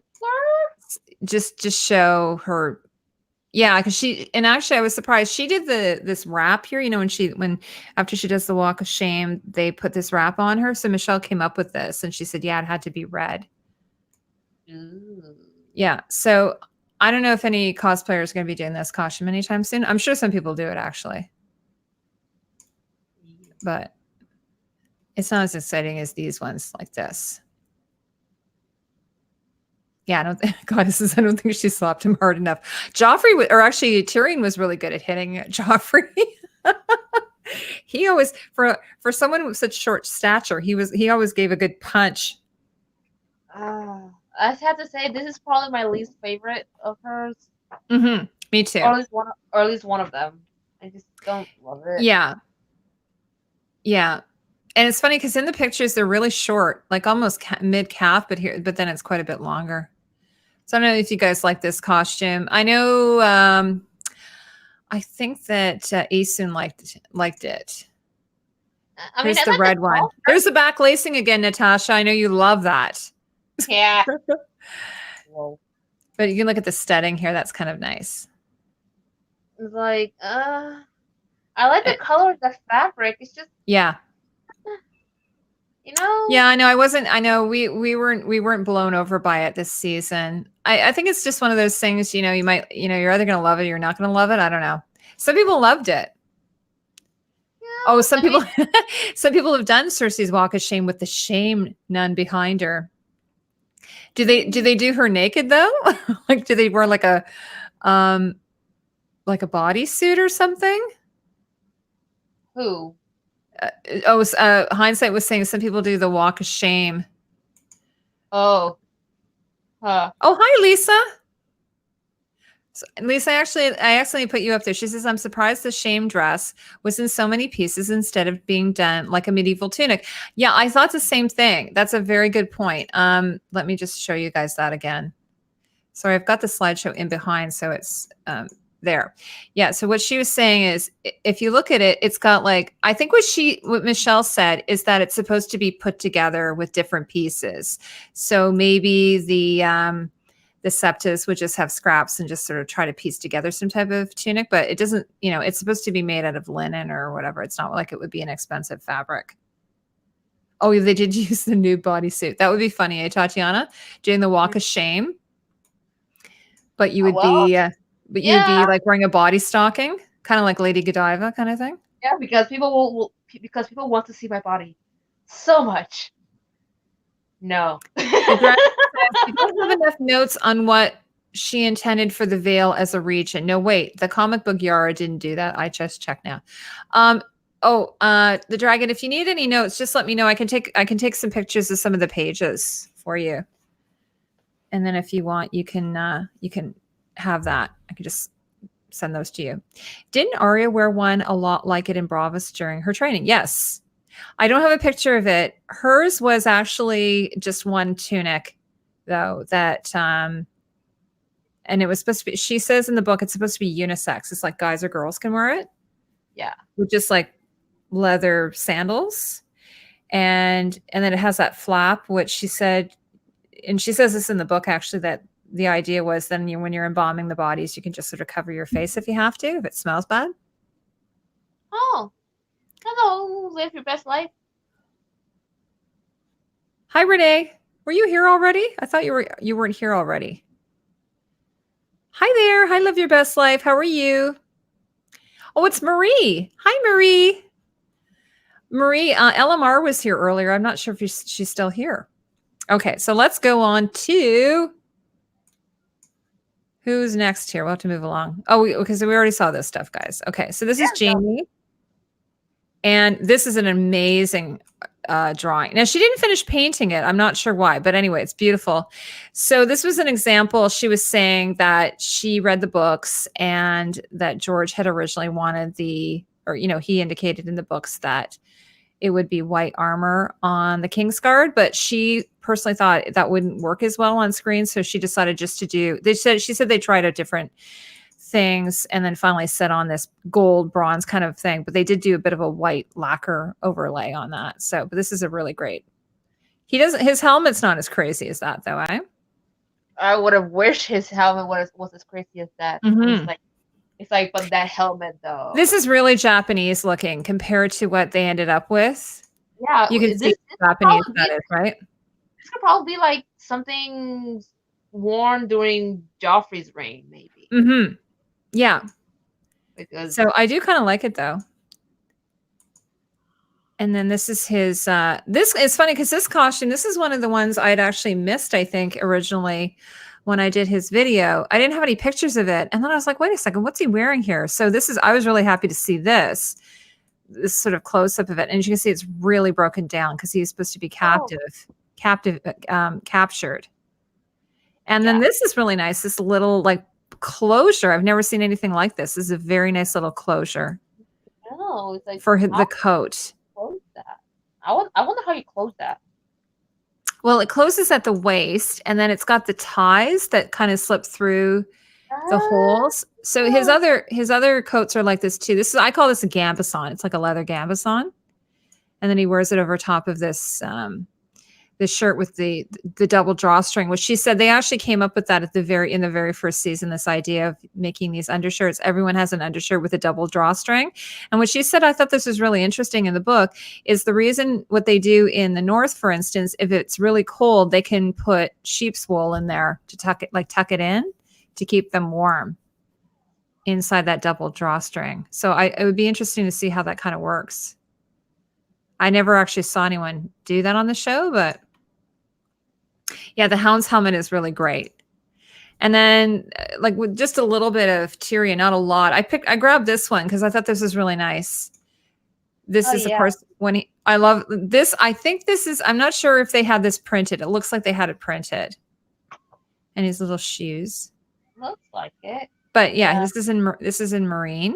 I'm surprised they didn't put in his wedding outfit. Yes, you're right. They didn't put in his wedding outfit. It was like, what? Yeah.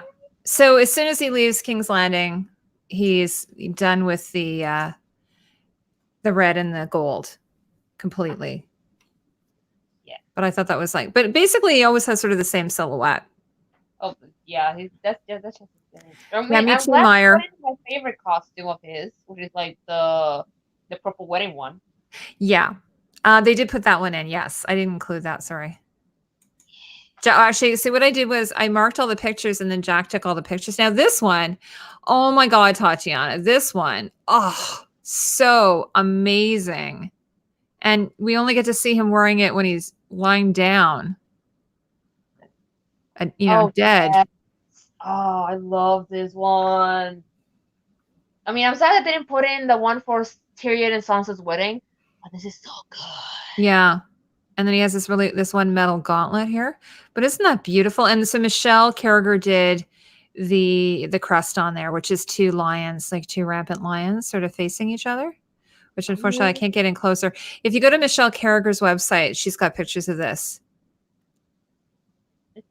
Now, guys, just to let you know, in a little bit, we're going to do a draw. Or no, we're not going to do a draw. I'm doing something, but we're going to give away one of these books, okay? So from Amazon. And then we've got, this is my favorite character.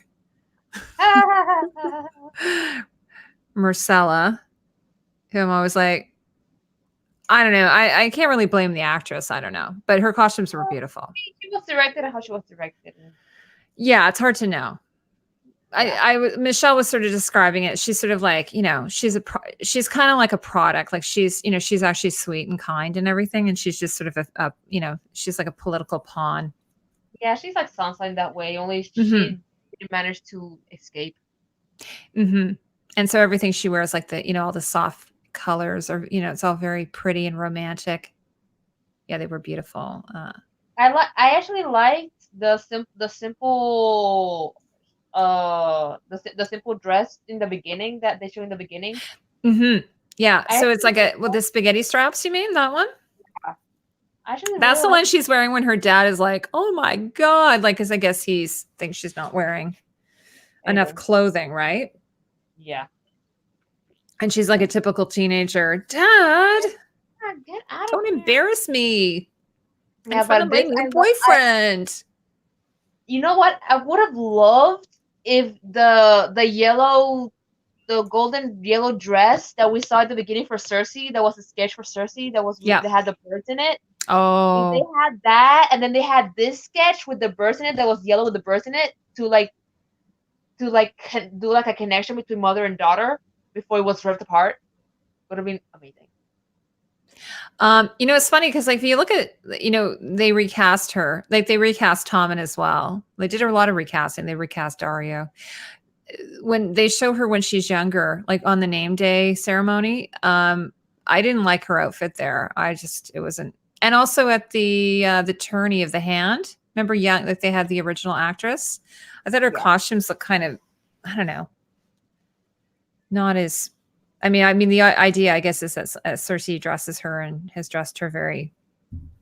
But if you look at young Cersei's costume looks really nice. Oh, it's just beautiful. With Maggie the Frog. Yeah.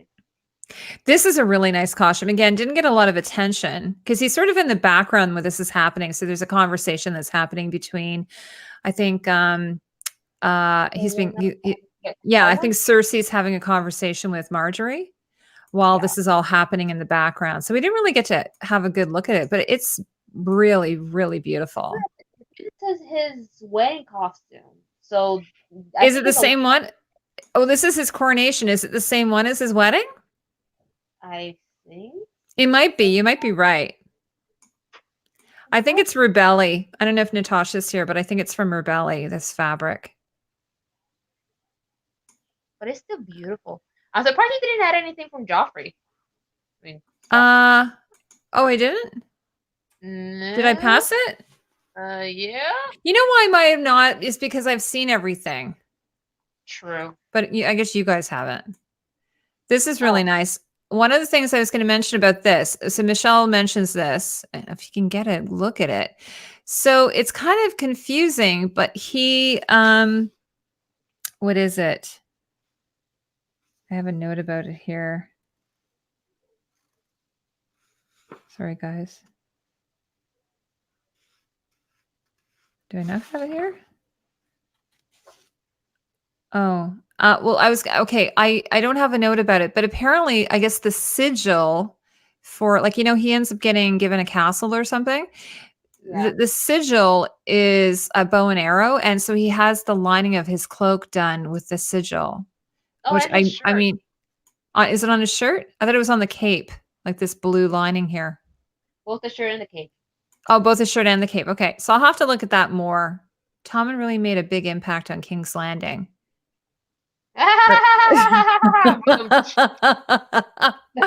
Yes.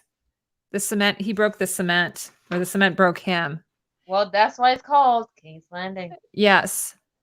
Oh, okay. Natasha says she doesn't know on that one.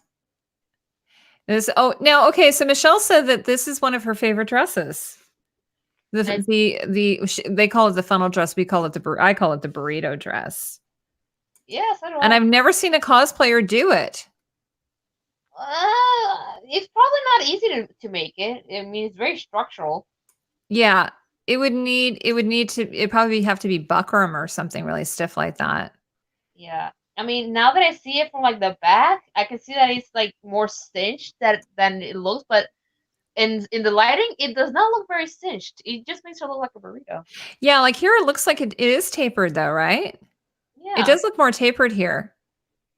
And I didn't like the trim around it, but she said that that's supposed to represent, like, she's put like a bit of a military trim on there to sort of show she's ready to sort of fight for being queen or something.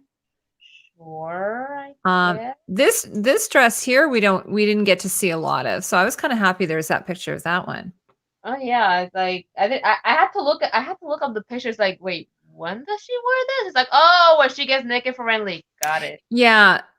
And actually, this is interesting. And it's the same with Marjorie's dresses. And you'll notice it with a lot of the kimono dresses. One of the reasons why they went with that silhouette is so that the women could just easily take off their clothes. So like Melisandre, she just has to be like, okay, hey, John, or, like, hey, Stannis, or Marjorie's like, hey, Renly, so a lot of these things have quick, release kind of opening style. So she had to sort of make them that way. Yeah, so she's not a fan of the burrito. Yeah. We had that actually. I had that on my top 10 worst costumes. Which that video was very divisive. Love that it's Bjork's inspired, but that's all I enjoy about the burrito dress. Yes. That's very cool. The bow and arrow, because he fired the arrow that lit the wildfire at the Battle of Blackwater, and that was a deciding factor in the battle. Oh, thanks, Goddess. Okay, there you go. See, I was like, I didn't understand it, so I was like, I need to look into this more. Why he has that in his... Michele said something like he kind of admires how Tyrion has sort of a lot of his family sigils in his own clothes, so he wanted to kind of do that. He wanted to copy Tyrion's doing that. Cute. Yeah. Very cute. Ron trying to find his look. All right. So then here's, this is looking like something we've seen. This is neat because she kind of has the way it's tied. It kind of looks like it's like a bow, you know, like it's like she sort of Yeah, like a wrapped it around present. herself, but they ended up not doing that. But I do kind of like that actually. Like it looks like she's well, in a sense, it looks like she's easy because it's like you just untie the bow and open the. Mhm. So maybe Well, it's better. she was To do trying to that. torment, apparently she's trying to torment Cersei. She's doing this on purpose Oh.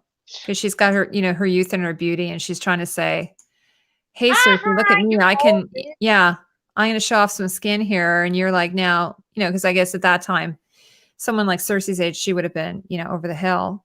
So she still Yeah, has her but youth and beauty on her side. This is a oh, really nice drawing here of the wedding gown. oh yes.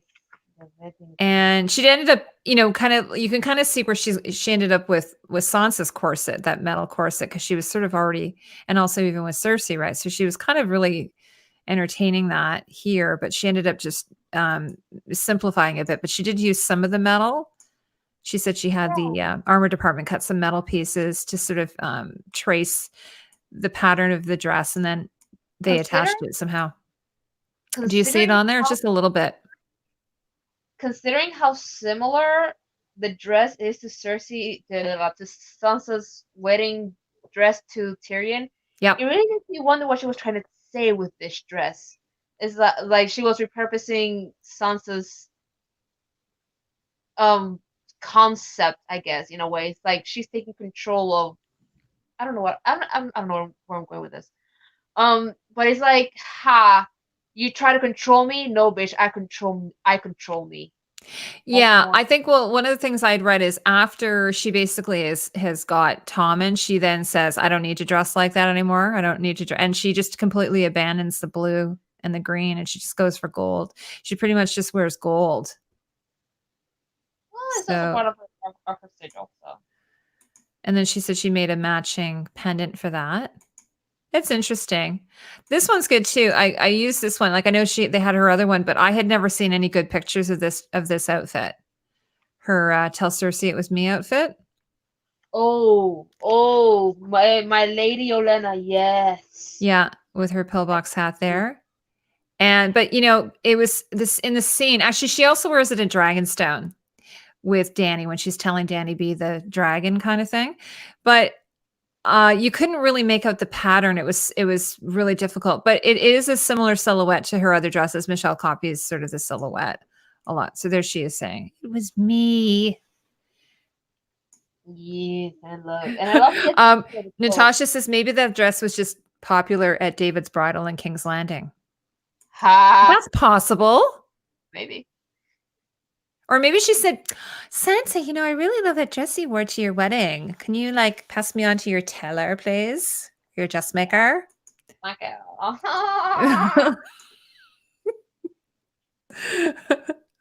I'm still upset. Like, you know, when we were doing the Game of Queens, I had said that I was expecting maybe by episode 2, maybe by episode 3 that we would see Sansa and Dany being like best friends, like braiding each other's hair, having a sleepover together, and that That's never another what happened. if.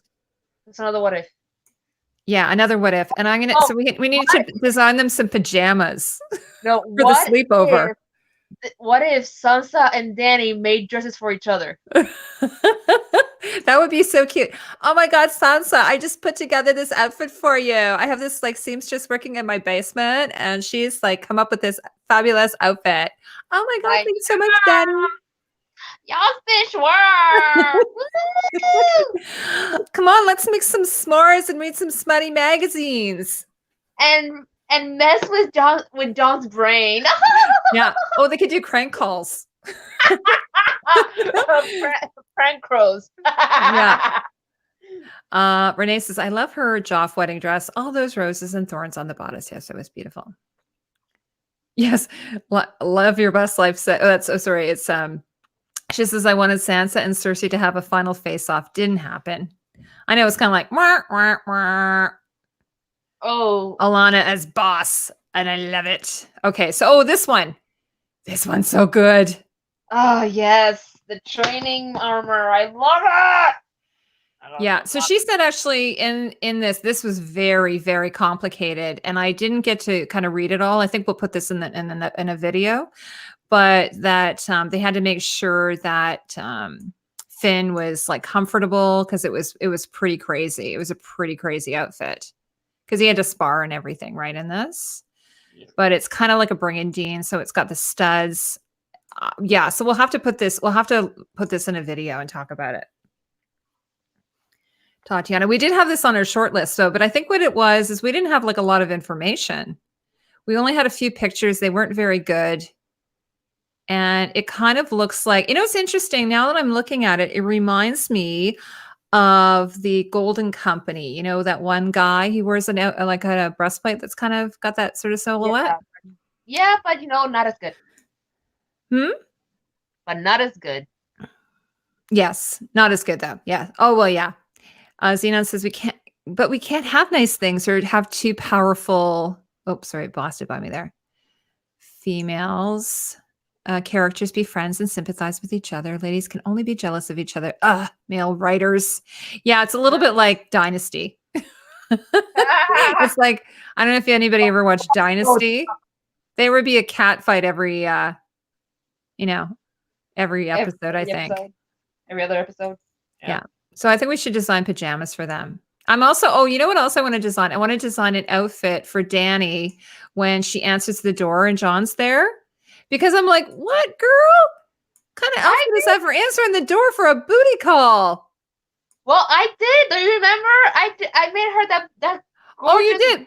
We didn't put that in a video, though. Okay. Oh, well. We'll have to correct that later. Okay, so we're almost there, guys. Sorry. Okay. Oh, and this. Now I put this in here because we hadn't seen this. Isn't that beautiful?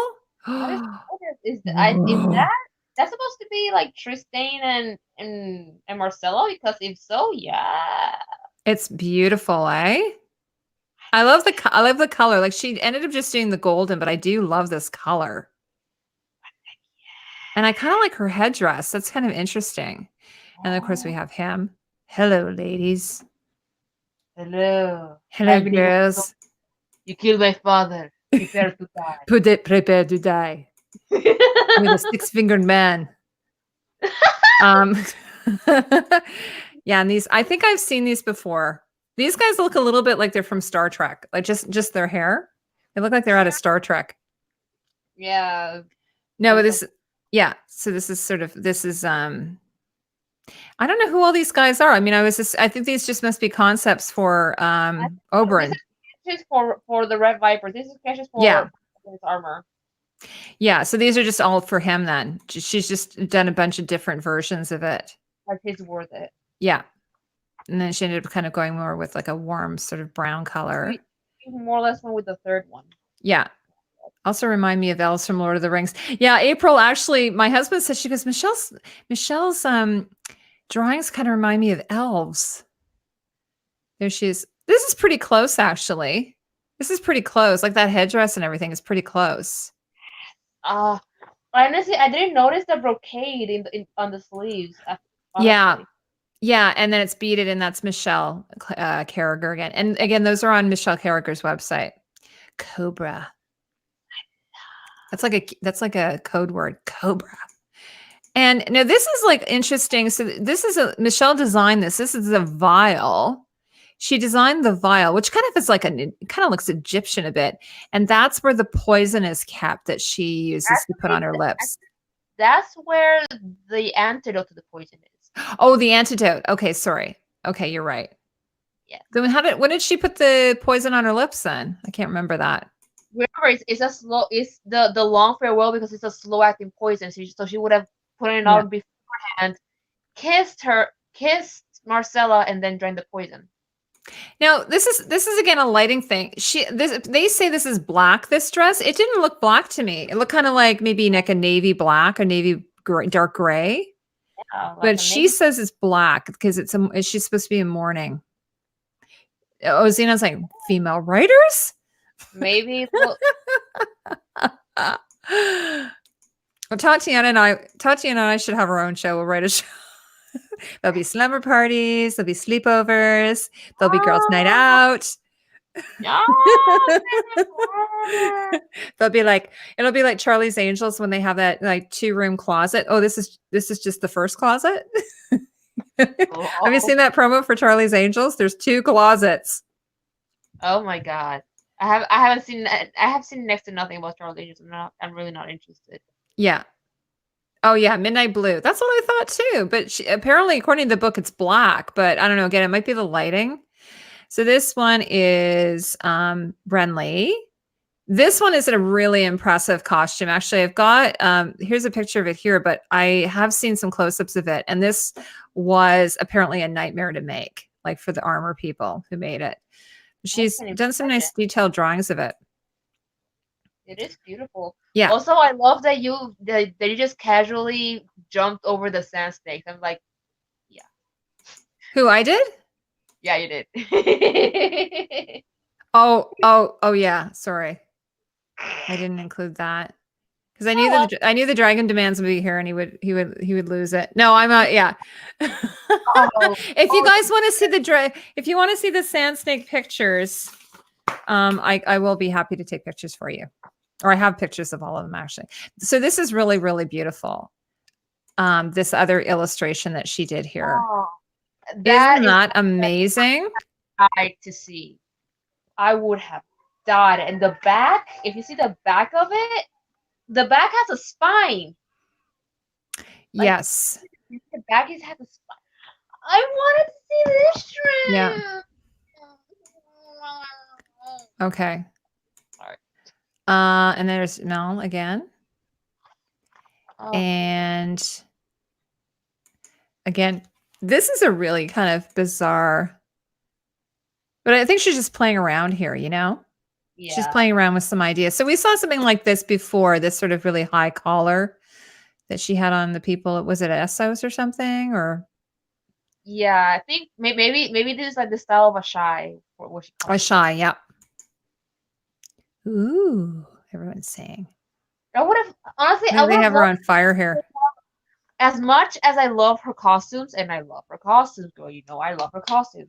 But I would have loved if she played more around with like these sketches or like the page dress to to like differentiate it more from let's say Cersei, because so very much Cersei's style, and it's like to differentiate her and make her look more exotic.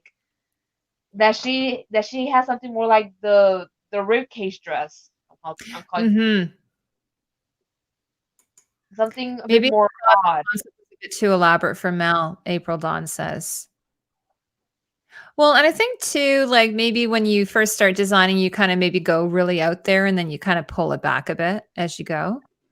Yeah, the showrunners also had their thing. Yeah. So this is another one I'd never seen, this one here. Now, for Young Kai, Michelle had said, I guess they were running really low on time, which is why they bought an off the rack dress, which was that Vianney one here that she's wearing. And then they just added the collar to it. She said she's walking by a window and saw it and was like, I'll just buy this because this is sort of maybe what she initially wanted. But I mean, I have to say, I don't think there's really anything particularly special about this to me. Like, I'm kind of happy with what they went with.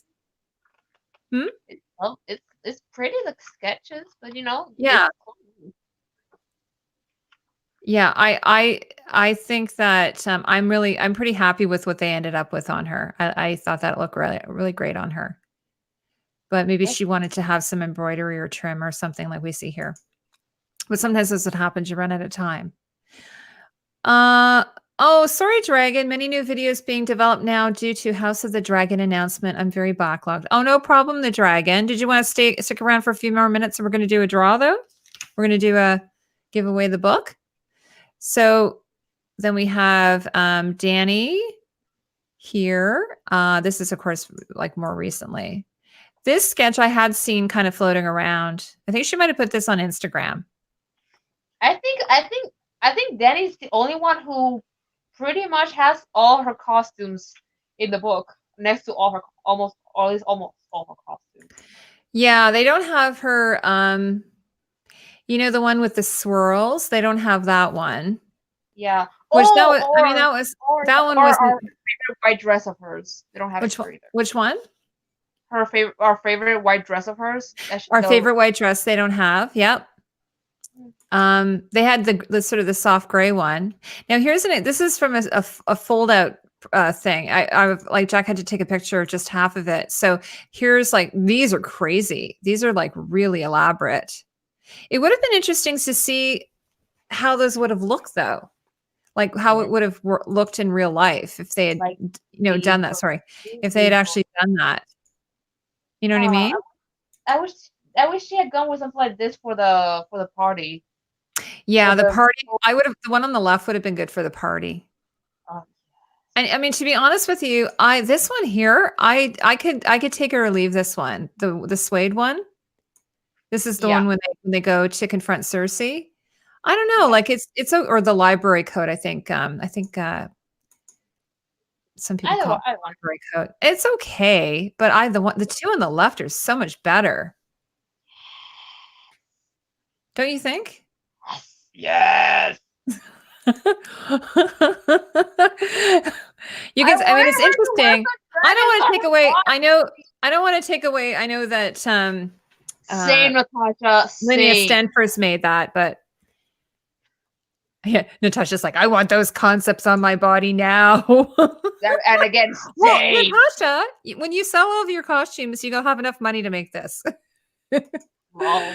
Natasha is selling her Natasha, you can tell me if it's still available. She is selling her what do you call it? You have to tell me what the name of it is again. Effie Trinket costume from the Hunger Games. And it's made from the actual fabric, like the screen accurate fabric. And I was like, I kind of want to get that. I need to raise some money. So Natasha, let me know if it's still available. And I'm still thinking about it. Yeah, so she had the wig made and everything, I believe. So Natasha, that's what you should do. You should make this. That would be fun if a bunch of people made some of Michelle's concepts. Oh, Stephen Faye just said a bridge troll just took over Tatiana's microphone. What happened? No, Xenon Faye just said a bridge troll just took over Tatiana's microphone. Oh, yes. I know, it didn't even sound like her. Okay, and here's John. This is kind of, John's been basically in the same costume for 7 years or something, so. Basically. It's on the cover of the book. It's a solid costume. Yeah, it works. We liked it. Living for the cape. I want the cloth. Yeah, the cape is amazing. Oh, Touchiness says it's still for sale. I want that Effie Trinket. I have to talk to my husband and let him get it.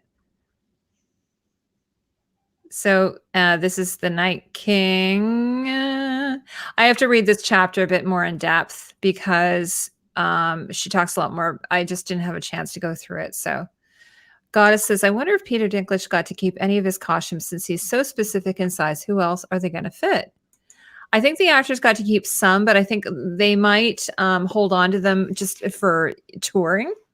And then maybe once they're done touring, then maybe they'll get to get them. My poor Night King, I know. I love this one. This is I kind of love some of these concepts for the White Walkers. Like, look how cool these are. Like how the faces are sort of inside. Like, I'd love to, I have to read this chapter more, but I'd love to know what her thoughts are behind having faces. Is it like Children of the Forest? Like, what is that? Oh, that's disturbing. Oh, that's messed up. Yeah, I don't know what that means. I noticed the raven symbol on the Night King until your video mentioned it. Oh, you'd never noticed it. Well, and the funny thing is they don't mention anything about this symbol. They just call it like a brooch. And I was like, okay, finally she's going to tell us what it is. Nope. And I got the raven symbol idea from someone else. So I didn't even come up with that on my own. Someone else came up with it. And so I don't know if it's right. And then these are the whites, which these actually, one of these looks kind of like the white that came to King's Landing. That would be a good name for a movie. The White That Came to King's Landing. Be like, Mr. Smith Goes to Washington. Eesh. Yeah. So Michelle's these are really great illustrations, I think, that she did there. And then, this is Barrack. So I'm just going to plow through the rest of these because we're almost done. This is I love this costume. I did put this in one of my videos. I think my video is a Westeros. So it's kind of like ring armor. So it's leather with rings stitched on, but then she said a bunch of the rings have sort of fallen off kind of thing. So that sort of works really well for him. Yep. I love Barrack. I love the actor. He's got cool. such a great voice. He does. He's a great actor. Oh, Really? April says, I'm a gamer, so I love looking at armors. So April, are you going to watch The Witcher? We have to do a live stream about The Witcher because I am really excited to see that. And this is the final page. This is the acknowledgments, a really nice picture of Michele. And then I think these are the two people who worked on the book with her. And then she has all the acknowledgments. So throughout the book, this is one of the things I was going to say. Throughout the book, she doesn't really acknowledge all the craftspeople, but at the very end here, she does. So she talks about all the different people who worked on it, worked really hard. One of the things I was saying is, like, I love how, like, I said to Jack, normally when you have a temporary wardrobe for, for a show, you put up temporary railings and things like this and ramps like they have here. But I mean, they were there for 10 years. And this is what they it's pretty bad. Like, I mean, they did put a floor in at least, but.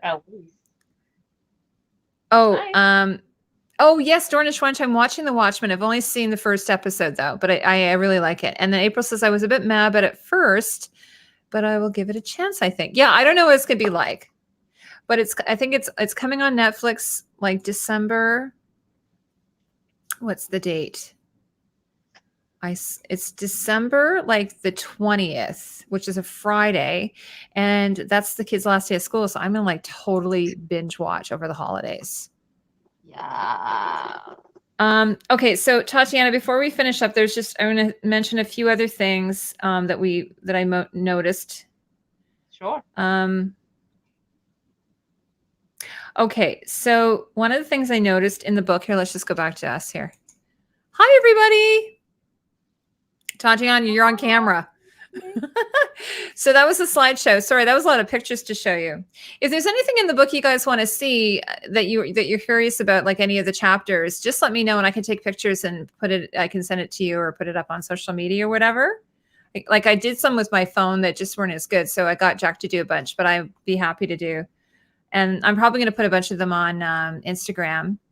And then maybe the price of the book will come down eventually, or they'll do a digital version, which would be great. So one of the things I noticed, I don't have a picture of this, but Jaime's cloak in season 8, Michele talks all about his cloak and everything and making it, but she doesn't, and she says, I decided to put buckles on the shoulders, but she doesn't say anything about how it's the exact same cloak that Stannis wore. Because I thought she just took Stannis's cloak and repurposed it. The other thing is Jaime's armor, his Lannister armor, there's like little engraved symbols. And apparently Michele said that indicates what his rank is. So the type of sigils or the way that it's done, I guess because it's really, really ornate, that indicates his rank. Tyrion's blue chevron doublet from season 7, Michele says, shows that he is no longer connected to House Lannister. Like she said that when they leave Marine, he kind of moves into cool colors, and the blue is to show his connection to Dany. And then the chevrons are to show that he's no longer connected to Lannister. I have no idea what that means. Do you have any idea what that means?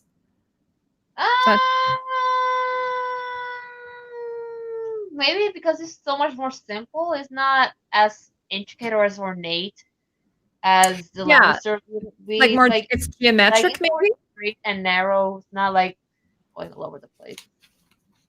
What's that, my darling? It's not like it's all over the place like Lannisters would be. Yeah, it's more geometric as opposed to be all swirly and twirly and intricate. This is interesting. Loras is the only character who has smocking. Cool. We could do like a fun facts video. Davo. Oh, this is fun. Davos Seaworth wears a leather pouch around his neck that's meant to look like the shape of an onion that's been cut in half. And I looked at it. It's just like, it's kind of like a necklace, but it's made of leather, like folded up. So you'll have to look at that picture, but I just saw that in the notes.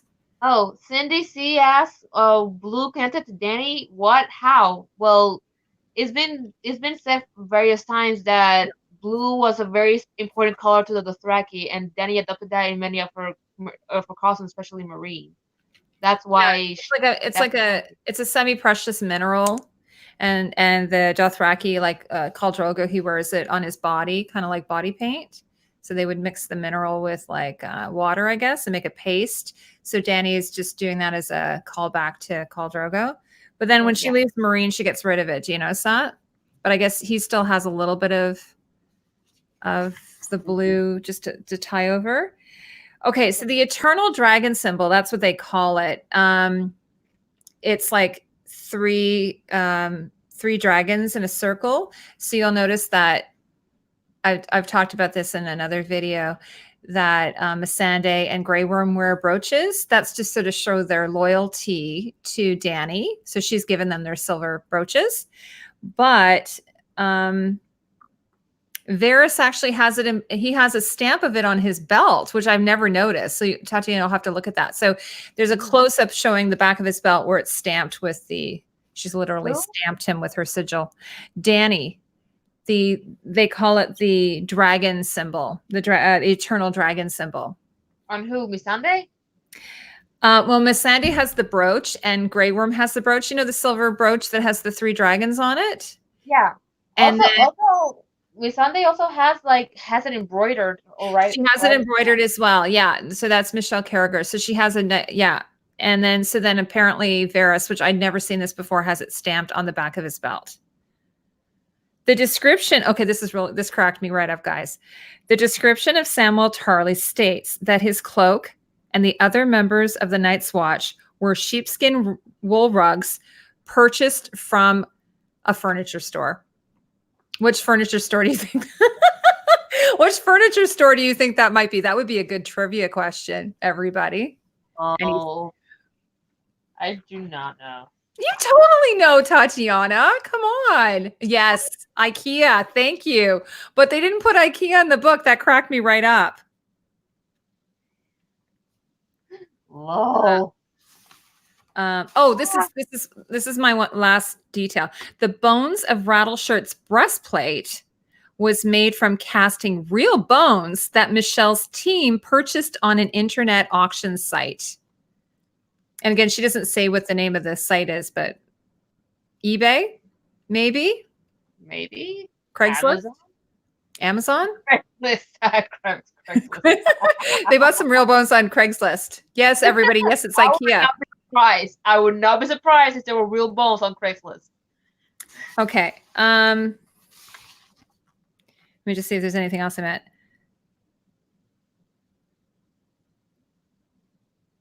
Okay. I think I've covered everything. Okay, so Tatiana, any last thoughts from you before we do the giveaway? Just a thank you for getting me the book. Thank you so much. She the book and she sent it to me because she's amazing. You're my friend. I love you, and I wanted you to have it. Dornish says, my son wears our IKEA sheepskins and his gray blanket around the house, claiming he's Night's Watch.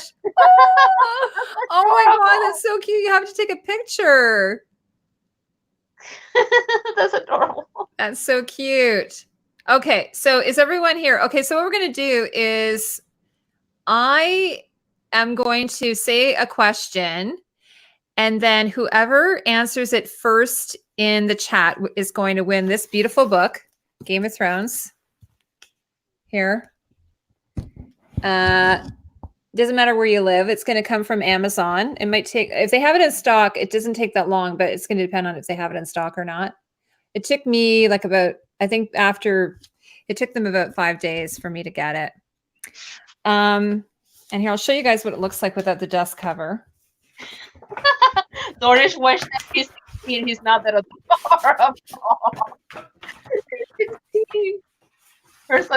Oh, are you on a delay? I think everyone's on a delay though. So there's what it looks like. So the close up of the feathers from Sansa's Dark Sands. So they have a bit of blue in them, and then there's the spine. I'm having issue. There's a spine. Yeah. So okay. So Tatiana, you can't answer it. Okay. Don't yell out the answer. I'm good. Okay, so guys, just let me know if you're ready. Oh, Peter says he used to wear a towel and thought I was Superman. So what I'll do is as soon as we get the winner, you guys can you can contact me on Twitter, like just send me give me your, you don't have to do it here. You can contact me on Twitter or Facebook and message me with your address. Okay. Everyone's ready. You guys all ready? Okay.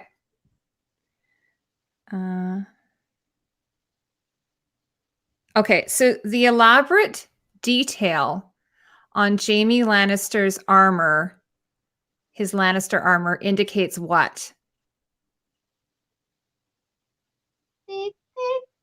We're all ready. You guys need me to ask it again? I can ask it again. The elaborate detailing on Jaime's armor indicates... Linda! Is that who you have? Wins! Yay! Is that who you have? You have Linda? Linda Z wins! Linda, I think you won. Can we just verify that? Yep. Hindsight said he's the king gust. Or I'm guessing he's getting the king guard. But the first one I have is the king gust. I don't know what that means. It was his rank. So Linda, I think you're the winner. Let me just double check here. Let me just go to my YouTube and I'll just double check. Oh, look, we're live. Hi. We're live, Tatiana. Are we really? I'm gonna go to all chat. That's or live chat. That's the way to know for sure.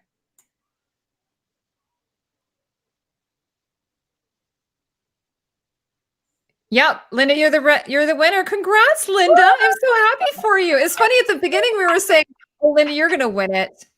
That's amazing. Yay. So Linda, you're on Twitter, so you can just message me your address. I think you're in Canada, aren't you? Are you in Canada? So you're gonna get this beautiful book, not this one. You're gonna get your own copy. And then we'll be able to chat about the new book. I'm so happy for you. Well, guys, thank you so much. I was going to tell you, actually, I'm doing, like I hit 20,000 subs, maybe like it was a while ago, like a month ago, but I got so busy with my day job. So we're going to do a live stream. Tatiana will have to come, like a little celebration. And I've got some other things I'm going to give away. It's not as big as this thing, but I've got some jewelry like from Game of Thrones, and I've got some mugs and t-shirts. So we're going to do a fun little giveaway like that. So, I think that so anyway, I know it's not as much of a consolation prize. I'm so happy for you, Linda. That's so great. That's in the work.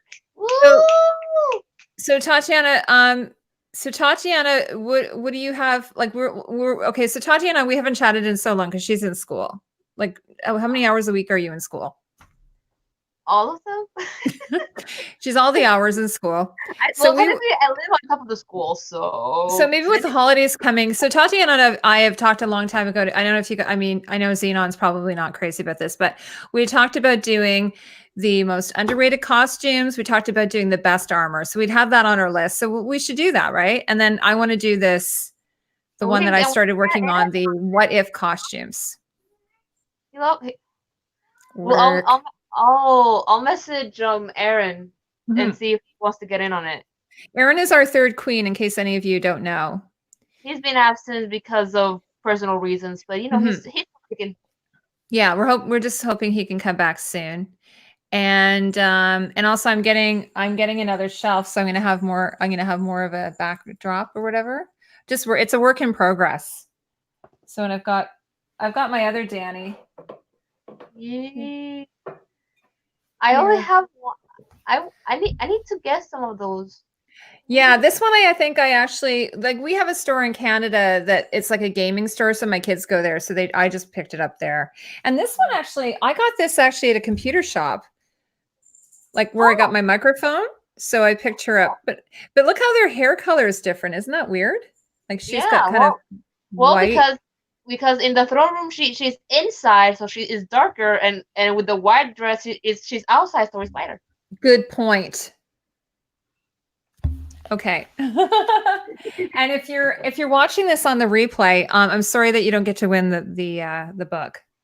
But I was mentioning I'm gonna have another live stream with some giveaways, like some mugs and some t-shirts. And I've got a couple of rings that were Marjorie Terrell's, like not hers personally, but the ones that she wore in the show. And also I have her brooch as well. So those are going to be given away. Yeah. So that's gonna be, I've been holding on to them forever. Well, you can give them to me now. Yeah. Yeah. So anyway, so I'm going to try to upload more videos, guys. Sorry, it's been so busy. I have this day job and it just got like completely out of hand. So like I'm going to be I'm watching The Watchmen right now, which the costumes are really great. We're going to watch The Witcher. I'd love to do The Umbrella Academy, which is another great. Angel Lover just mentioned his Dark Materials.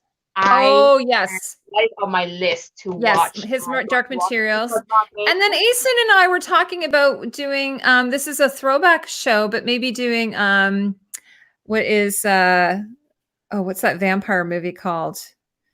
Like with Lestat. We were talking about doing that one, which is such a fun movie. Interview with a Vampire? Interview with a Vampire. Yeah. I said, we should do that video. That would be really fun. That's a good one. April, have you seen the coronation dress, Funko? I want it. I haven't seen it. Maybe I'll get it for Christmas. I'm asking for the Expanse books for Christmas because I did a video on that, which is coming out. Oh, and by the way, I have, I know I told a bunch of you that I was releasing some Expanse videos, but what happened was I got sent a message from the publicity department and they've asked me to wait until December 15th to release the videos. So when the new season 4 comes out, I'll release my Expanse videos of my tour and everything, which is really fun. So if anybody is into the Expanse, she gave me a full extensive behind the scenes tour, like in all their secrets and stuff. So it'll be really fun. And so I'm trying to I haven't watched the entire show, so I have to get caught up, but I'm going to read the books, I think. So if anybody has anything else they want to say, anything else before we head out? Thanks so much, Linda. I'm really happy for you. Tatiana, you want to say anything else before we sign off? Just that I missed you and I missed you guys in the chat. What fun. I really needed this. It's been a stressful time. Oh, and Tatiana, by the way, she didn't mention this in the stream, but she got to go to the actor's studio like twice, right? Inside the actor's studio? The actor's studio 3 times, actually. 3 times.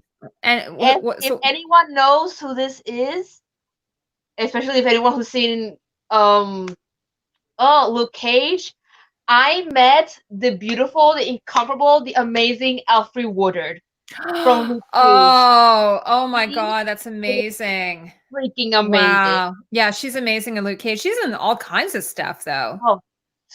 But did you see in Robert De Niro? Was that the other one you was Al Pacino? Al Pacino. He was the first one, and oh my god. What's her name? The lady from Jurassic Park.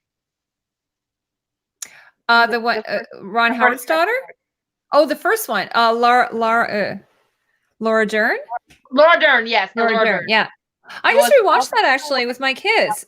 It's so weird when you watch an 80s movie, like when you haven't, like, you go back and watch an 80s movie. Like I did, oh, and also guys, I was going to tell you, I'm doing, I have a show now with John DeVento and Rebecca, and it's called The Creatives Guild. So if anybody wants to subscribe to us, we get together. So we just did one where we talked about Halloween movies, like 5 Halloween movies. So I should put that in the description. So if anybody wants to come over there. Well, thank you so much. We had a really great turnout tonight. Oh, this was great. Yeah. love this. And it was really fun. I really enjoyed it. It was kind of like invigorating because like, you know, you've had school. I've been so busy with work and it was really, really fun just to talk about something, you know, talk about beautiful costumes. And I loved it. I mean, even though Zeno's a bit salty, we got a bit salty a few times. I think it was really positive. We didn't go down any dark corners, any dark, you know, back alleys. Thanks so much, Sabina. Okay, so I'll let you guys go. Okay, we'll talk to you soon. Thanks again for all coming. And Linda, don't forget to message me. Bye, guys. Oh, bye. Stay warm.